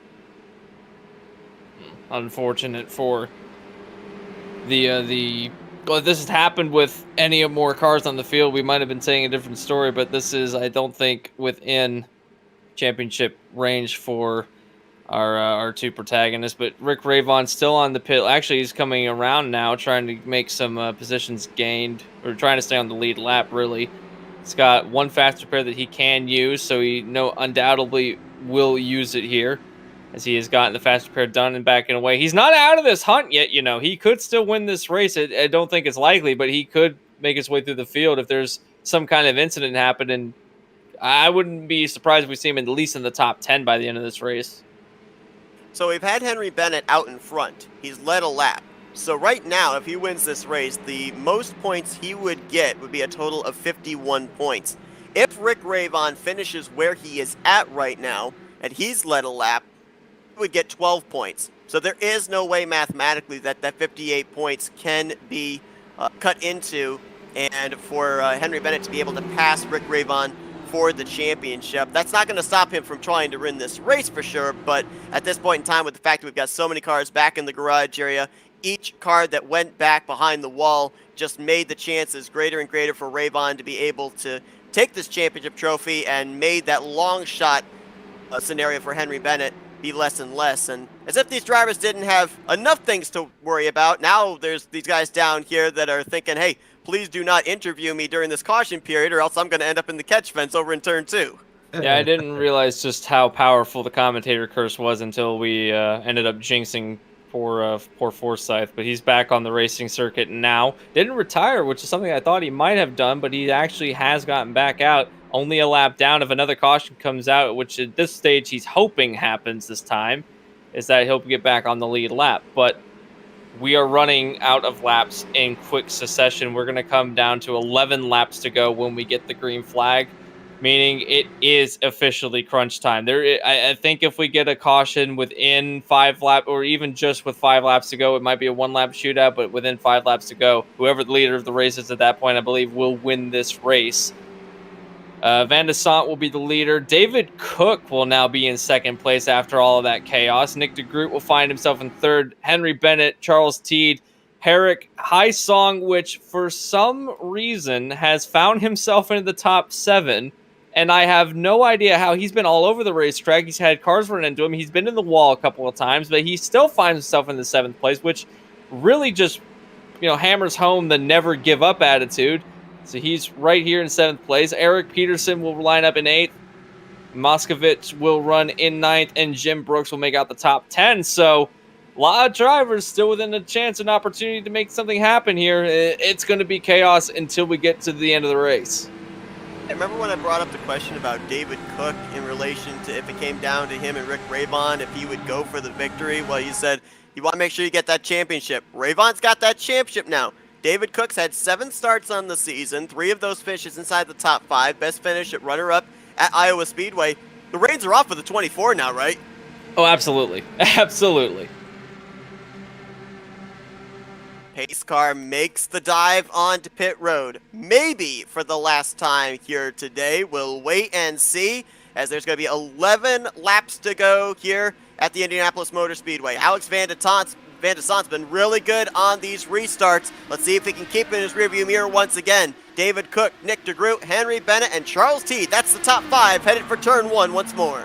A lot more spread out this time around. Single file all the way back down through, I believe, 9th position where there's battling going on back there. Now here comes Cook. Can he set it up? He's made contact with Van de Sant. Van de Sant into the wall, flipping down the back straightaway. Caution will come out, and that's taking out another another race contender. That seems a little intent. I will admit. Van de saw it Sant there from the back bumper of Van de Sant. He kind of got faked out there. I think he thought David Cook with the run was going to go to the inside. Cook jumped to the top side, and I don't know if he just mistimed it. That was the slightest bit of contact as well. Not much was made, and it was just enough to upset the balance of the car. Spins him down, clobbers the inside retaining wall. No one else was involved in that, but Alexander Van de Sant out of the race. That is horrible news. That he's gone all race long, keeping his nose clean, and finds himself going out late in the race. And again, plays into what we were talking about earlier. You just never know what will happen at these kind of races. Mentioned the fact that the drivers that have led the most laps in the last 2 Indy 500s have not gone on to win the race. I posed the question back during that 4th long green flag run when we had Forsythe and Van de Sant swapping the lead back and forth. Were these the 2 guys to settle it out? They've been involved in back-to-back cautions now. That it's, the commentator's curse is another factor into who wins these races apparently too. So, for all the good luck that these drivers get, well, I wouldn't necessarily call it good luck, for all the skill that these drivers portray over the course of the last few laps. It just comes down to these kind of incidences where the slightest contact will send these cars around, and I think that's what happened here. I don't think that David Cook should get a penalty for this. If he does, I'll be surprised, but I think that was just... he was trying to go to the outside. The guy in front also went to the outside. I don't think that there should be a warranted penalty for this, but this puts David Cook in the lead, and if this is going to, if he can keep this lead, then this is going to be incredible for him. We're going to get, 2 to 3 laps left once we go to green? Somewhere in that vicinity, maybe 4 laps left in this one. Let's address the elephant in the room. How in the world had a single car incident? Because Van de Sant hits that tire barrier. The way it's angled, it juts him back out onto the racing surface. Everyone scatters and nobody made contact. I mean, that is so unpredictable on where is Van de Sant going to be when my car enters the vicinity. How it was just the 317 involved in that wreck is an amazing job. And you mentioned it, skill by these drivers. We'll line them back up again. It's going to be a much different looking top 5 now. Alexander Van de Sant has officially retired from the race into 20th position. Craig Forsythe now moves up a place into 19th, and this was what he wanted. He's now back on the lead lap. I just don't think that there's enough laps left for him to make a huge impact onto the win of this race. But David Cook, Nick DeGroot, Henry Bennett, Charles Teed, and Jim Herrick will make up your top 5. And then we have Jeff Heisler moving up into 6th.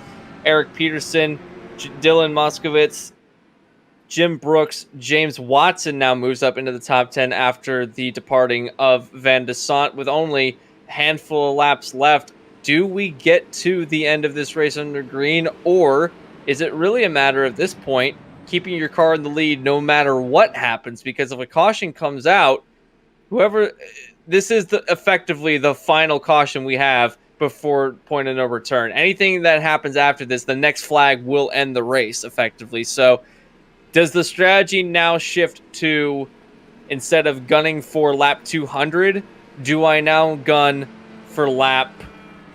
Do I now gun for lap whatever the caution comes out, or just keep your car in the lead no matter what? Oh, boy.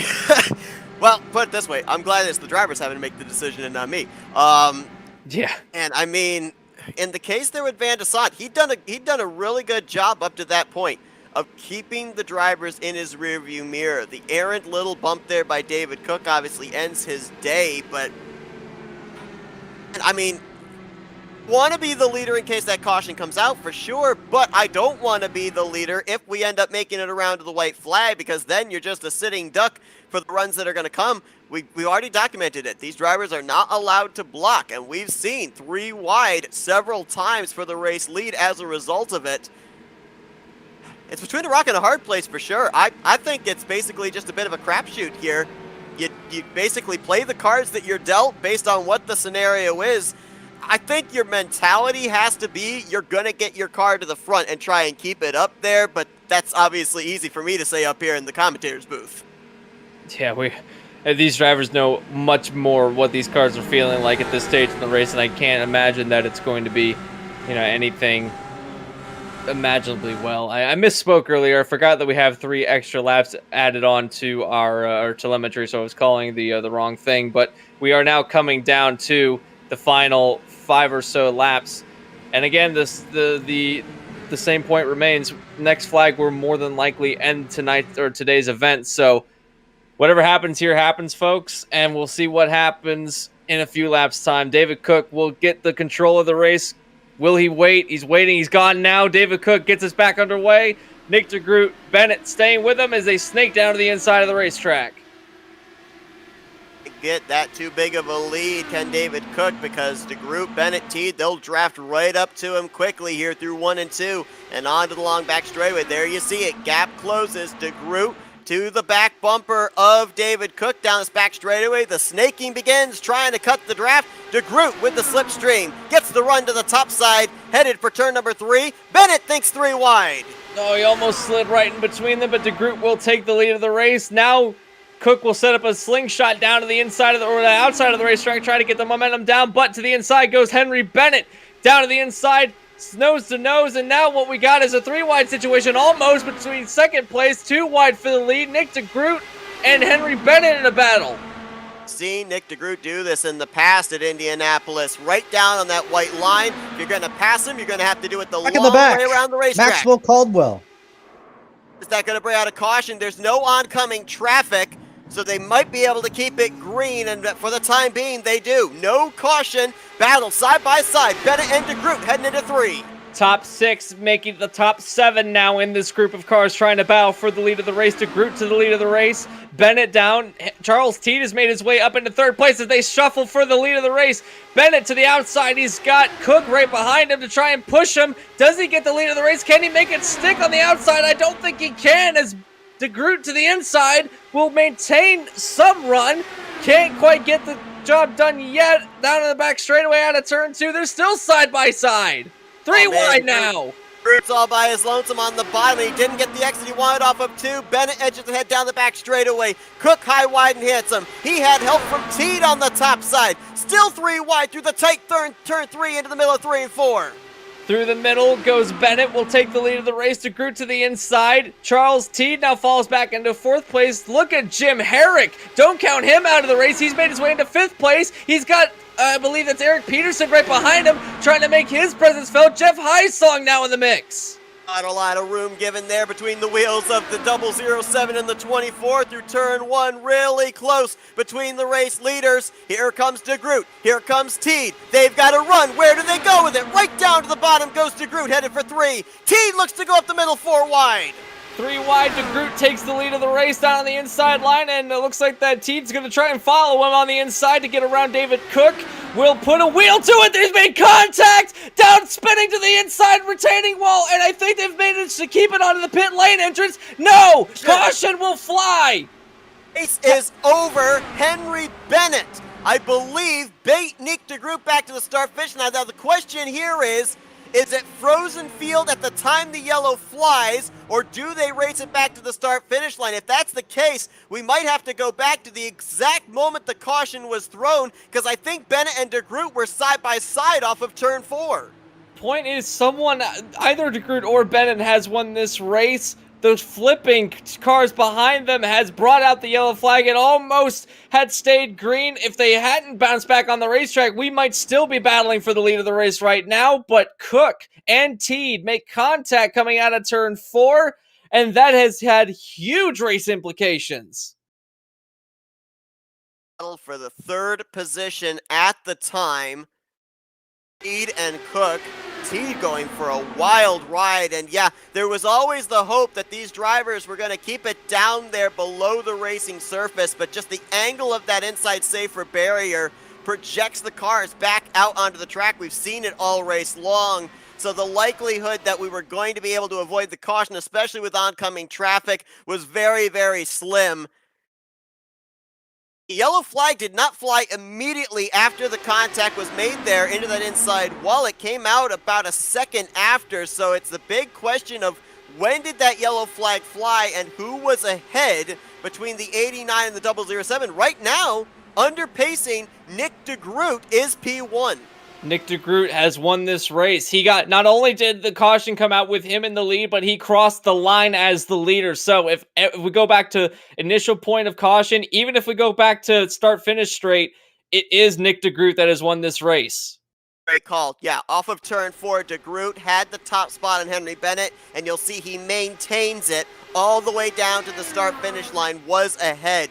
How about that? Back-to-back seasons, the two runner-ups from those respective seasons, duking it out here to the start-finish line, and Nick DeGroot's going to win the battle and the war between himself and Henry Bennett.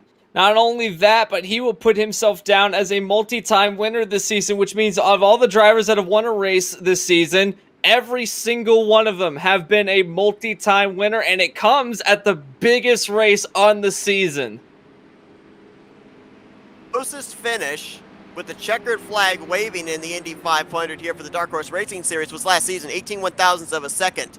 Now, obviously, this race is going to end under yellow, but it was that battle back to the start-finish line that decided this thing. I would have loved to have known what the interval was between DeGroot and Bennett when they crossed the line there to receive that caution. It certainly was within a couple of hundredths at least. It was close. It was about a wing's length between the two of them at the line. So if that was for a green flag finish, it would have been comparable to last season's green flag finish. So fantastic drag race down to get the lead of the race. Even if, and again, even if we went back to the timings, to the timing line before we got to the start finish straight, it still would have been Nick DeGroot. And it would have been about the same interval because they didn't lose hardly any interval all the way down the front straightaway. So even if you go back to that, it's a close finish. The flag's going to be displayed this time for Nick DeGroot.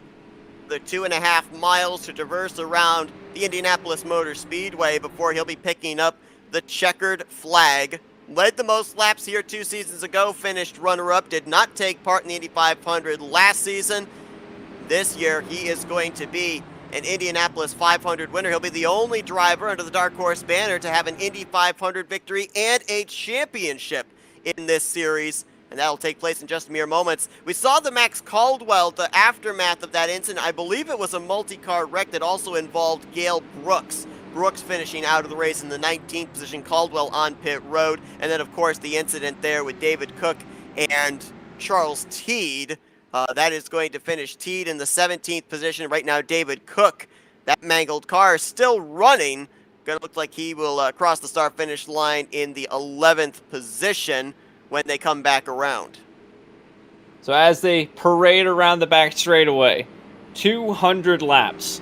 We started out with 32 drivers. We're going to end with 16 running on the racetrack. Battles all throughout the race, a long green flag run in the middle, and now we've crowned a champion. We're about to crown a champion in both Nick DeGroot for winning the race, and not only that, but Rick Ravon will officially be the champion of the Dark Horse Racing Series, and this will be huge for next season. Going into this, he dominated the second half of the season, winning 4 out of the last, I believe, 7 races, and he'll make that 6 races, and he will be the champion. But don't take anything away from Nick DeGroot. He put himself in the position he needed to be in and just edged out Henry Bennett to take the lead of the race. Albeit it was under yellow and not under green, he will still be able to kiss the bricks.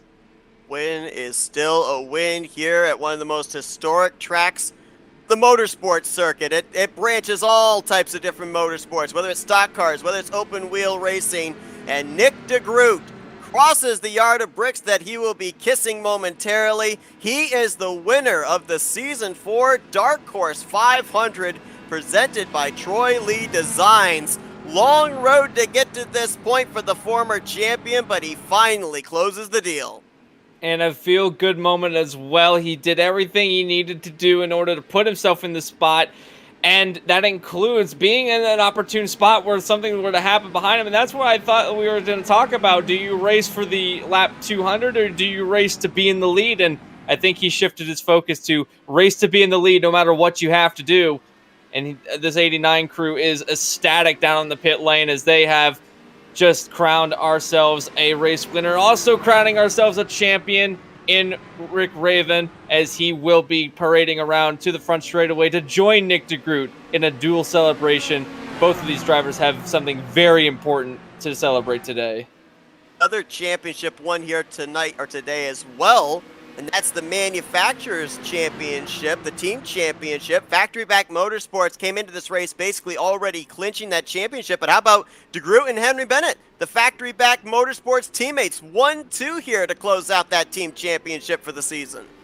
And that's a great bragging rights and great momentum heading into the next season, as DeGroot has stopped on the front straightaway, burning it down tonight for the fans, and just got to live in the moment right now for him. We've got some feel-good stories all the way through the top 10 here. A lot of drivers that had struggles in the early going of this race, but to finish out the fourth season of the Dark Horse Racing Series on pretty high notes and able to ride some good momentum into the fifth season. Henry Bennett, his teammate, and some burnouts as well. The 1-2 finish for the team cars out of Factory Backed. Ravon now going to enter into the vicinity, and he gets to do his championship burnouts on the front straightaway. Great moment for all these. Take a look at this. Three donuts happening. This is special. This is incredible. There we go. Well, Rick Ravon's smoke covering up the other two, but there's the burnouts taking place on the front straightaway. And you take the biggest race of the season, you put it as the season finale. The championship is on the line. The big win is on the line. You come into this hallowed ground of Indianapolis, and there is just a big time feeling before the green flag even drops, and the adrenaline rush, it just continues to pick up the closer you get to that checkered flag. The drivers feel it, the fans feel it, we feel it up here in the booth. Even when the checkered flag has been taken and the celebration begins, you still continue to ride that high there of elation of what you were able to take in with this long endurance race here at Indianapolis. I think that the phrase is, it's got a big fight feel, and what we got today was a big race feel, and exactly your point, the biggest race as the end. It's almost like taking the Daytona 500 and making it the season finale, knowing that especially in the playoff system they have now, that the top four will have to battle it out at Daytona, or making the 24 Hours of Le Mans the season finale, which they ended up doing one year, and it had an even bigger championship implication for the World Endurance Championship. Take any big race, make it the season finale, and that's what we got to see here tonight. And Nick DeGroot and Rick Raven, they get to be they'll always remember what happened here tonight, being the biggest race of the season, one of the most, if not the most important track in all of motorsports history, and we make it here tonight as our season finale, a championship crowned and a race winner crowned that, by all intents and purposes, he's got to feel great about being so close yet so far away from this championship battle at the end of the season.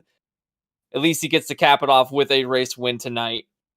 Here's our LMCgear.com race results from the season finale. DeGroot and Bennett, the 1-2 finish for Factory Back Motorsports.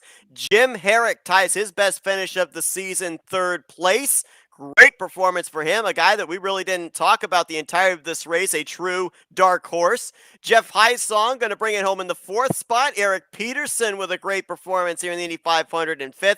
Dylan Moskowitz, I mentioned, he wasn't even thinking about running this race, but decided to qualify, decided to run. Well, he'll be glad he did. He gets 6th. Your champion, Rick Rabon, in 7th. James Watson was 2 laps down in the first half of this race. Got the free passes to get back on the lead lap. He'll finish in 8th. Jim Brooks got the wall, had to make an unscheduled pit stop, lost a lap as a result. He finishes 9th. Ryan Kelly, who had that amazing avoidance on the front straightaway with that big wreck, got involved in a chain reaction wreck on a restart. He's going to get a top 10 finish. There's a lot of guys how the race was looking very bleak for them in the first half of this race, and all of a sudden a little ray of sunshine with those late race restarts, and they're going to be having good finishes here in the closing stages of this one.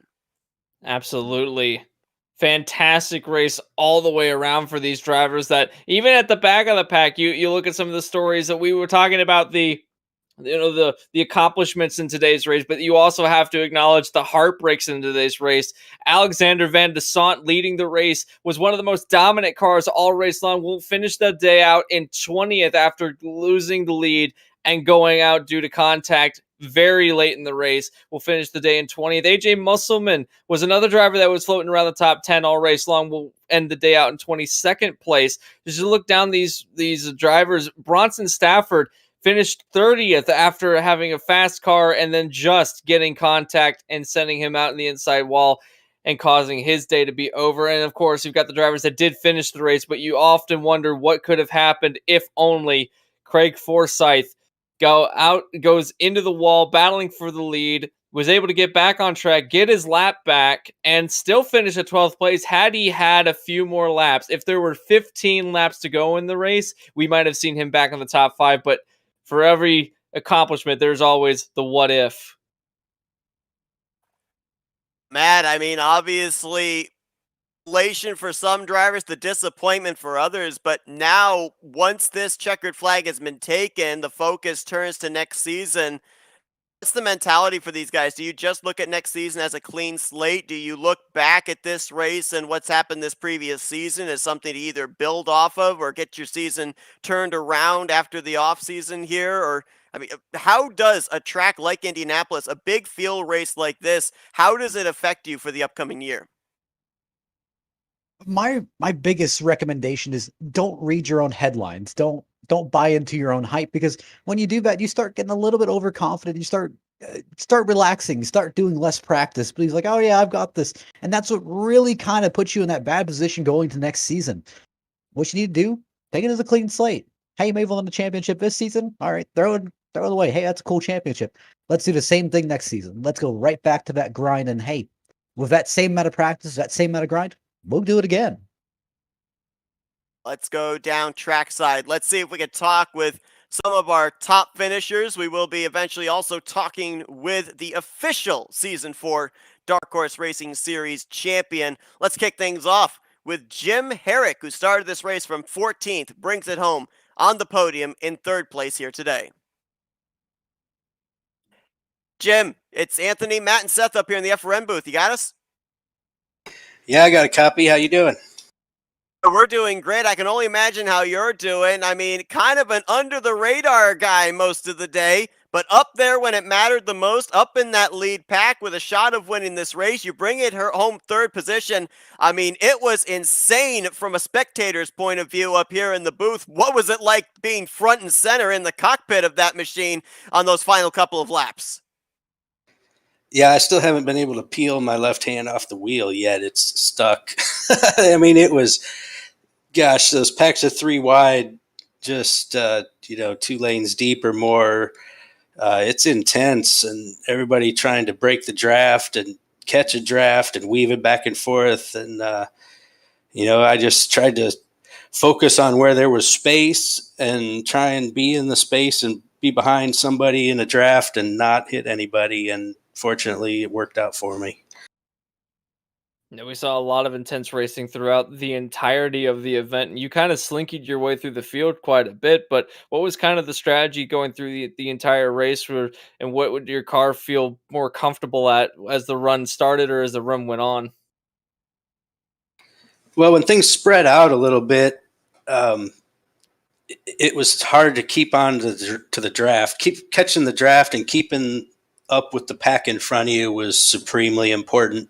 And if you fell behind, you could work with another car and kind of leapfrog and catch back up to them. That did work a couple times, but it was pretty hard, and you couldn't save fuel doing that. And until the end, we were really thinking this was going to be a fuel race because it went green for so long, and then we just had a pile of cautions there at the end that threw all that out the window. But yeah, keeping up with the pack and staying in the draft was probably the main focus of the day. Now, Jim, I saw you just snaking your way up from the back of the field. If you had one more restart, do you think you could have got it? I'm happy there wasn't another one, to be honest. I'll take third and just sit on it. I don't know. Those guys up front, Nick and Henry, they're amazingly fast. They're great racers. I don't know if I had much for them. Anything can happen though at Indy. You got that long straight, you get a good draft. So, I possibly could have snuck in there, maybe bumped myself up a position or two, but I wouldn't bet on it regularly. Well, Jim, congratulations on the third place performance here. We mentioned ties your best finish on the season. You had a third at Long Beach a couple of weeks ago. Great job of keeping your nose clean. One of the few guys up there inside the top 10 that still had your faster pair intact, which meant that kept yourself out of trouble. And there when it mattered the most at the end with a shot of winning this thing. But congrats on the great performance to cap off this season. And we're now going to give you the opportunity to thank some sponsors and do some shout outs. Yeah, thanks so much. I want to thank all you guys at FRN, ESTV. You guys do a great job of covering the races. I want to thank my sponsors, lmcgear.com, and our partner Unite to Light. We're giving away some cell phone chargers and emergency lights to the winners of today's race. So I really appreciate them. And Happy Trails Chili, who's sponsored us with Alex. It was really kind of a bummer not to see my teammates up there. Craig and Alex had such a good run today. They deserve to get a better finish. So give a shout out to them and Charles and Eric and everybody that puts on the Dark Horse League. They do a great job. I've had a lot of fun this year. So thanks to everybody. That's Jim Herrick. He ends off the fourth season of the Dark Horse Racing Series, third place here in the Indianapolis 500. Congratulations once again on a great run, and best of luck in the upcoming new season. Yeah, thank you so much. Have a great day. Let's see if we can get our second place finisher. Second here today in the Indy 500. Second in the championship standings, the five-time winner, Henry Bennett. Hey, Henry, it's the guys up here in the FRN booth. You got a copy? I have a copy. All right, man. I mean, so close to picking up this victory here today. Unfortunately, with the race ending under caution, we weren't able to get the exact interval between you and that front wing of your teammate, Nick DeGroot, but maybe one of the closest finishes we've seen here in the Indy 500 under green flag conditions. Man, just what little more did you need to get him at the line there? Because it looked like you pulled off the side draft really well there off of turn 4, coming to what was going to eventually be the race-ending caution. I mean, if I'd known there'd be a caution coming, I maybe would have stayed in Nick's draft for a split second longer, and maybe that would have given me the front wing ahead when the caution came out. But even then, I don't think so. Yeah, Nick had that one. I don't think there was much I could have done about it differently. But yeah, 1-2 in qualifying and 1-2 in race. That's almost a win for me. So yeah, I'm really happy for Nick and to get second myself. So we worked well as a team all race, and especially that last after that last caution, we were working really well together, just holding the bottom two lanes so no one could get a run on us, and yeah, it worked perfectly.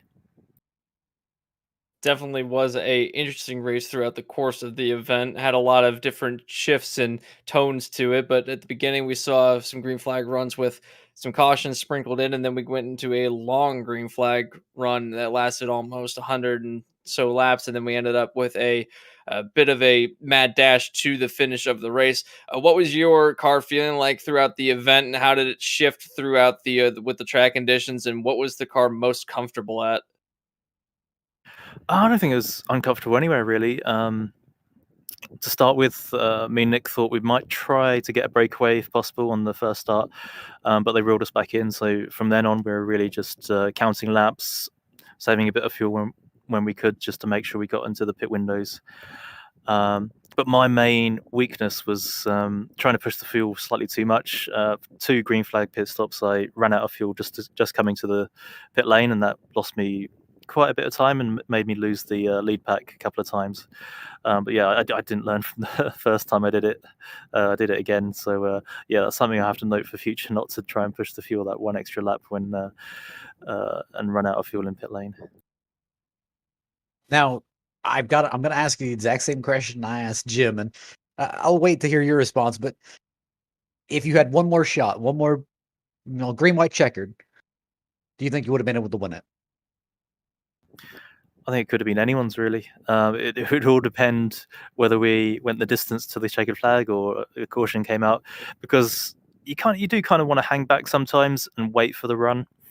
But then if you didn't go for the run earlier and the caution comes out, then you've lost it. So it could have been anyone's. Because second and third place gets such a good run on first place off the corners in the draft that there's no point arguing about it. There's no point putting up a defense to that. Just wait for your turn to get the run. So yeah, me, Nick, before he was wrecked, Alex, Craig, Charles, all had good chances. Obviously, David and Rick. But yeah, if there's one more green flag run, I think it's still could have been anyone's, maybe even Jeff's or further back in the pack. No doubt, Henry. You had a strong car today, a mainstay up inside the top 5 the entirety of this race. Great year overall as well. 5 trips to victory lane, up at the top of the point standings for a good portion of this season. You finished second in the overall points, another second place finish here in the Indy 500. So racking up some really good numbers here in the Dark Horse Racing Series. Congratulations on the runner-up finish here today. Thank you for the exciting finish there coming to the caution. And now we'll give it the opportunity for some thank you sponsors and shout-outs. Massive thank you to Factory Backs. Yeah, really happy to have run with them this year. Great bunch of guys. Yeah, thanks to Nick for being the perfect teammate this race. Worked together brilliantly. Thanks to Charles and Eric for running a great league. Yeah, thanks to you guys for broadcasting. It's Henry Bennett, second place here to end out the season for the Dark Horse Racing Series in the Indianapolis 500. Congratulations once again on a great run, and best of luck in the upcoming 5th season. Thanks, guys. Let's get his teammate down in victory lane, Nick DeGroot, your winner here in Season 4 Indy 500. Hey, Nick, it's the guy that's up here in the FRN booth. You got us? Yeah, I got you. All right, man. Well, we didn't see you take part in this event 1 season ago, but back in Season 2, led the most laps, 94 in total, came up runner-up in the Indy 500. How high was the motivation here today to be the one to get the checkered flag? Very high in my iRacing bucket list. Ever since I lost that race, if I remember, I was side by side with Craig, and he had the nose just in front of me, and we had a race-ending yellow that gave him the win. And you know what's funny? That 2 seasons later, here we are. Henry's the one with the run, and the race-ending yellow gives me the win. So it's nice to have it, come back around. But oh man, I've been waiting for this one for a while, and pretty amazing that in a race like that we can start 1-2 with the factory back cars and finish that way. I mean, that's pretty cool. That's a highlight for me, and I couldn't have won that without Henry's help either. We were working seamlessly together there at the end. That was perfect. Definitely was a different dynamic of the race as it shifted throughout the entirety of the event. But once we got to kind of the late stages, it was kind of looking like it had shifted from being fully green flag racing to a lot of quick yellows that came out. Was that a benefit for you? Were you okay with that, or did you want this thing to go to green all the way to the end? Oh, the caution saved us because Alex and Craig had that race locked up, I believe. So it's great for us, but it's really unfortunate because they go from having 1-2, first and second basically locked up with 30 laps to go as long as they nail that final stop to both being wrecked at the end. So that's really unfortunate to see with them because they also ran an awesome race. But yeah, that yellow was really lucky for us, put us right back into the fight, and then it was just full on racing from that point on. And you know what? It was really nice because we spent 3/4 of that race saving fuel, running in line, swapping, and then finally we could just take the chains off and race it out. And you kind of saw there it got pretty wild at the end when everybody was ready to go for it.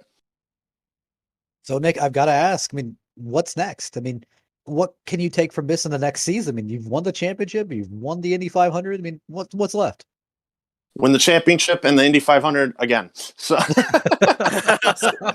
so yeah, that's what we're gonna go for. I'm excited for this next season because if I remember correctly, I think there's double points for I think Fontana, Pocono, and Indy. I may have them mixed up with a track or two, but they're all big tracks like this, and these are the tracks I love, the ones I excel at. So the fact that those are double points, that has me smiling. I love that. I think that's gonna really help in our championship efforts to try to get Factory back on top of the drivers' championship. I think we walked away with the team championship though, so that's pretty cool. And nice little consolation prize next to an Indy 500. Nick, congratulations. A huge exclamation point here to end off what's been a great season for you. Your second trip to Victory Lane here in Season 4 as well, and obviously a big one here at the Yard of Bricks. We're now going to turn the mic over to you for some Victory Lane thank you, sponsors, and shout-outs. I mean, first of all, thank you to everyone that worked on the setup because that was a great setup for the DW12 in Indianapolis. That was really fun to drive. It wasn't too loose. It wasn't too tight. It was just perfect. So thank you for them. Thank you to Dark Horse for another great season. Thank you to CoveyMoore.com, Motorsport.com, Blaze Pod, Cowboy Shit, DeGrid Automotive, U-Haul and Detailing, and my teammate Henry Bennett again because we wouldn't be 1-2 if we weren't working together the way we were that whole race. So that was really cool to have a teammate like that you can rely on. So excited for next season. Ready to go get the whole thing. Nick DeGroot caps off his 4th season of the Dark Horse Racing Series with a big W here at the Yard of Bricks, the Indianapolis 500. Congratulations once again, Nick. And of course, yes, best of luck next season to try and see if you can become the first multi-time champion here in Dark Horse. Thank you guys, as always. And just a little bit of a statistic there. Anthony, you brought up the fact the entirety of this race that Nick DeGroot was the only driver coming into today that had a previous victory but was not a multi-time winner. He's a multi-time winner now, and he is the only driver in the entire Dark Horse Racing Series that has gone into Season 2, Season 3, and Season 4 and left as a multi-time winner.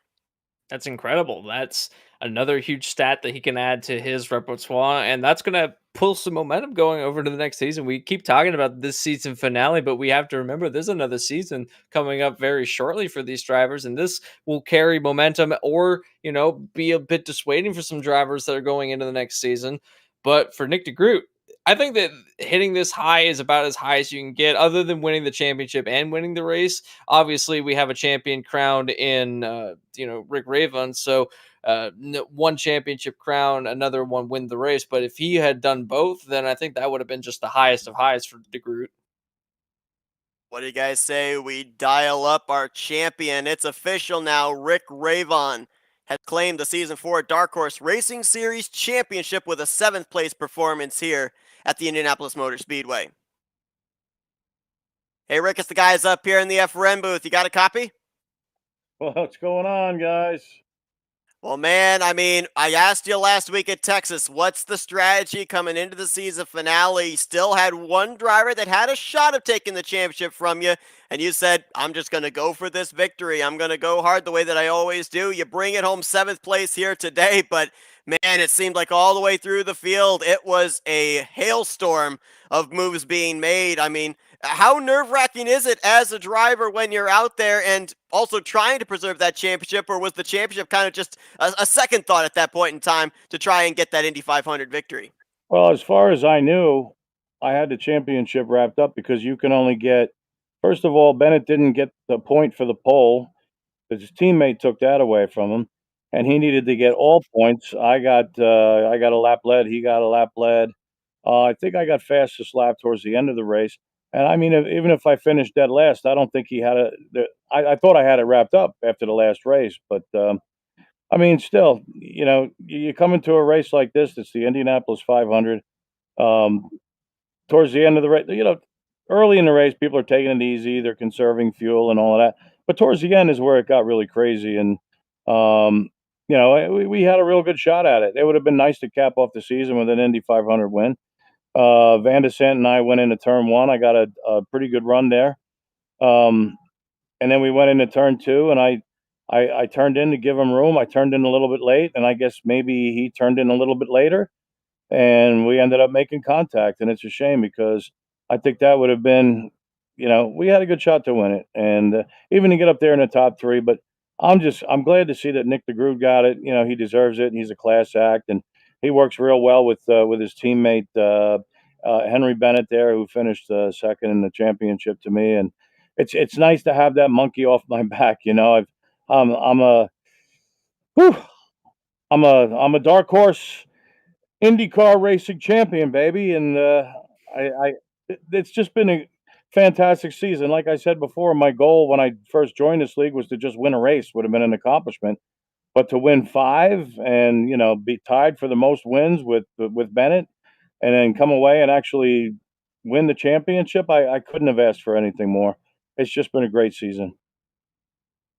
Hey, congratulations again on your fantastic run, especially late in the season was where you put all those wins together. That was a fantastic run that you had that put you in this Thank you. position to get the championship done here tonight.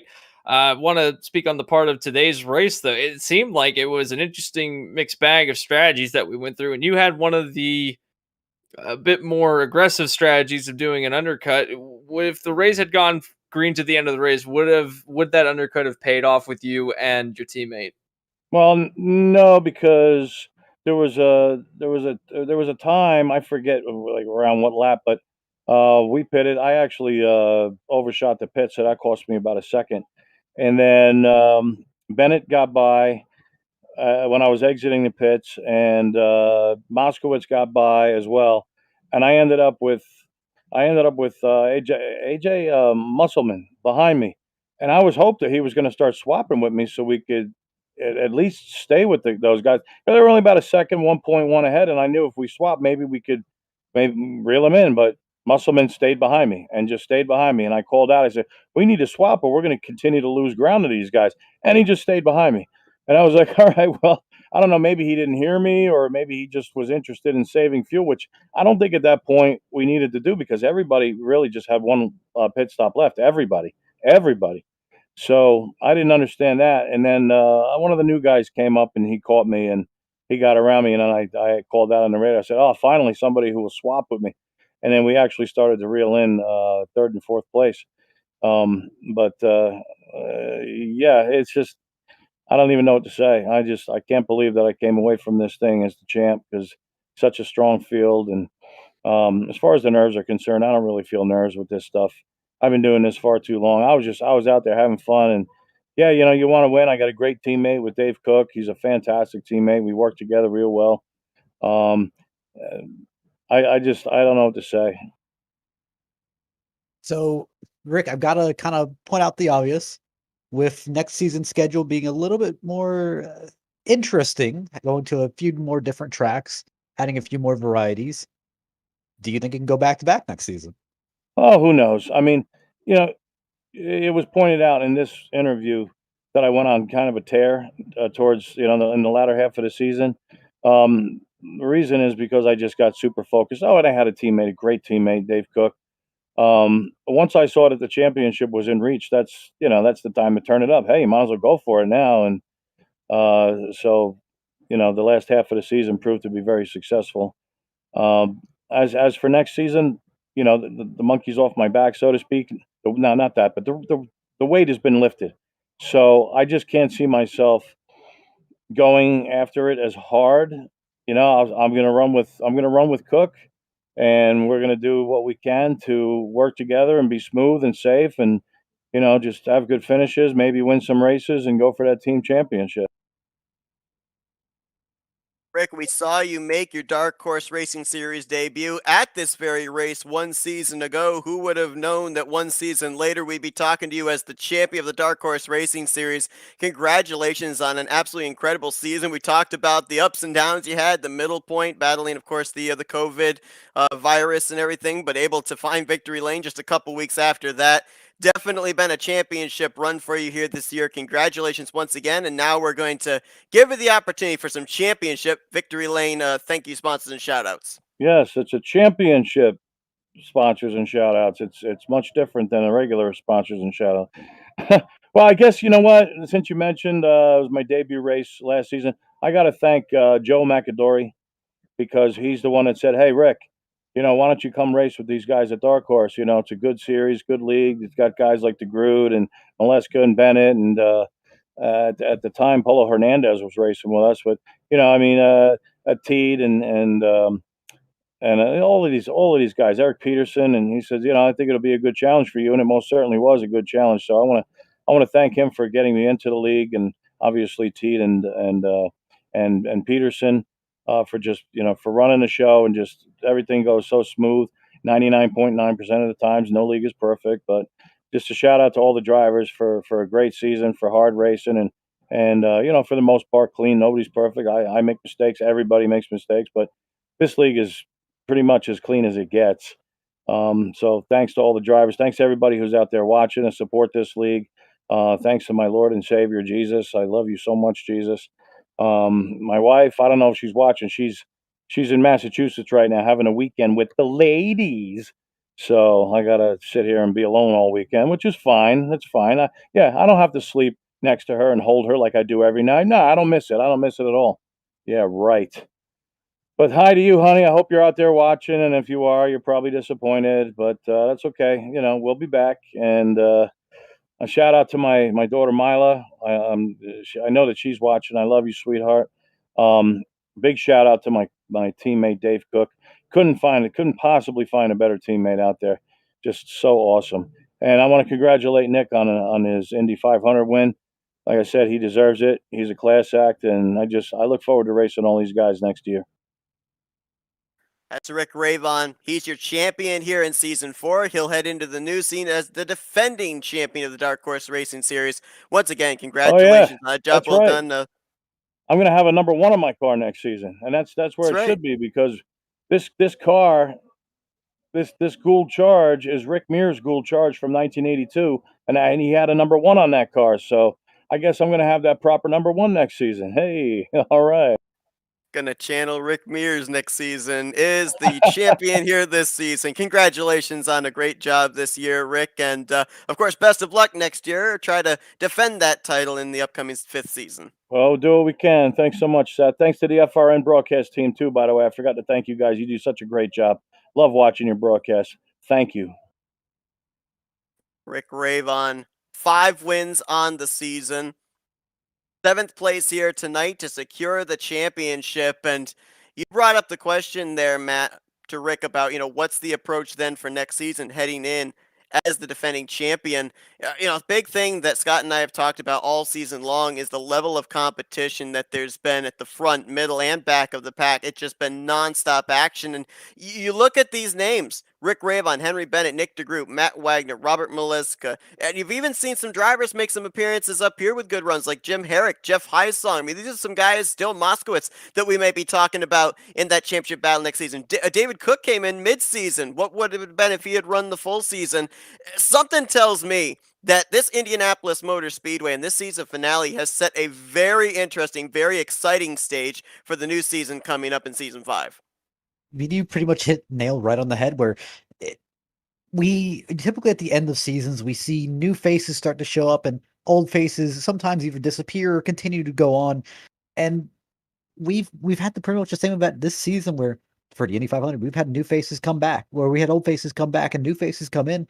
And realistically, looking at next season, even if we keep at least half the guys who ended up running this race, it's going to be a very impressive next season. Anthony, obviously, we heard Nick DeGroot. He's got his bucket list checked off, at least partially.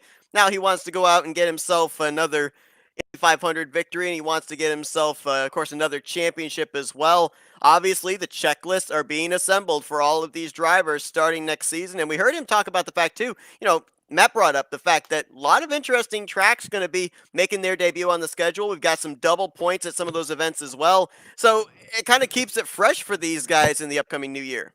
Absolutely, it does. A new schedule, first and foremost, is going to be, sending these drivers. You can't really use some of the data that you used this season to carry over to the next one. Again, we have the championship being crowned tonight that will to carry over into the next season. It will carry over some rivalries as well. I know a few rivalries have been made between drivers at this race that will definitely carry over into the next season. And then just the unpredictability of the drivers that are going to enter into next season. Who wants to gun for the championship? Who is going to challenge Nick Raven for the championship next season? And can Nick Raven double down and get 2 championships in a row? Only time will tell, but I'm excited for the next season of Dark Horse. Absolutely should be a good one. It's going to be kicking off the new season on November the 10th. And that will be at the Auto Club Speedway, one of those tracks that is, I do believe, going to be running the double points. And it will be a full-length race as well as our season openers. So kind of taking these guys and throwing them immediately into the fire, so to speak, to kick off the new season. But season 4 comes to a close. Nick DeGroot is your Indianapolis 500 winner. Rick Ravon is your season 4 Dark Horse Racing Series champion. Took us 200 laps to get here, 500 miles. Man, what a road, and at the end of it all, the yard of bricks decides it all. Guys, I appreciate you joining the booth, Anthony and Matt. It's been a blast up here, calling the action. A great finale to a great season. Looking forward to next year, obviously, with what Indianapolis and just the entirety of this schedule has brought in terms of action. Oh yeah, it's going to be a fun season. I can't wait to watch it and be a part of it as well. It's going to be fun. Dark Horse is one of those series that every now and again you come across, and it's just magical. So can't wait for the next season. Exactly what he said, but times 2.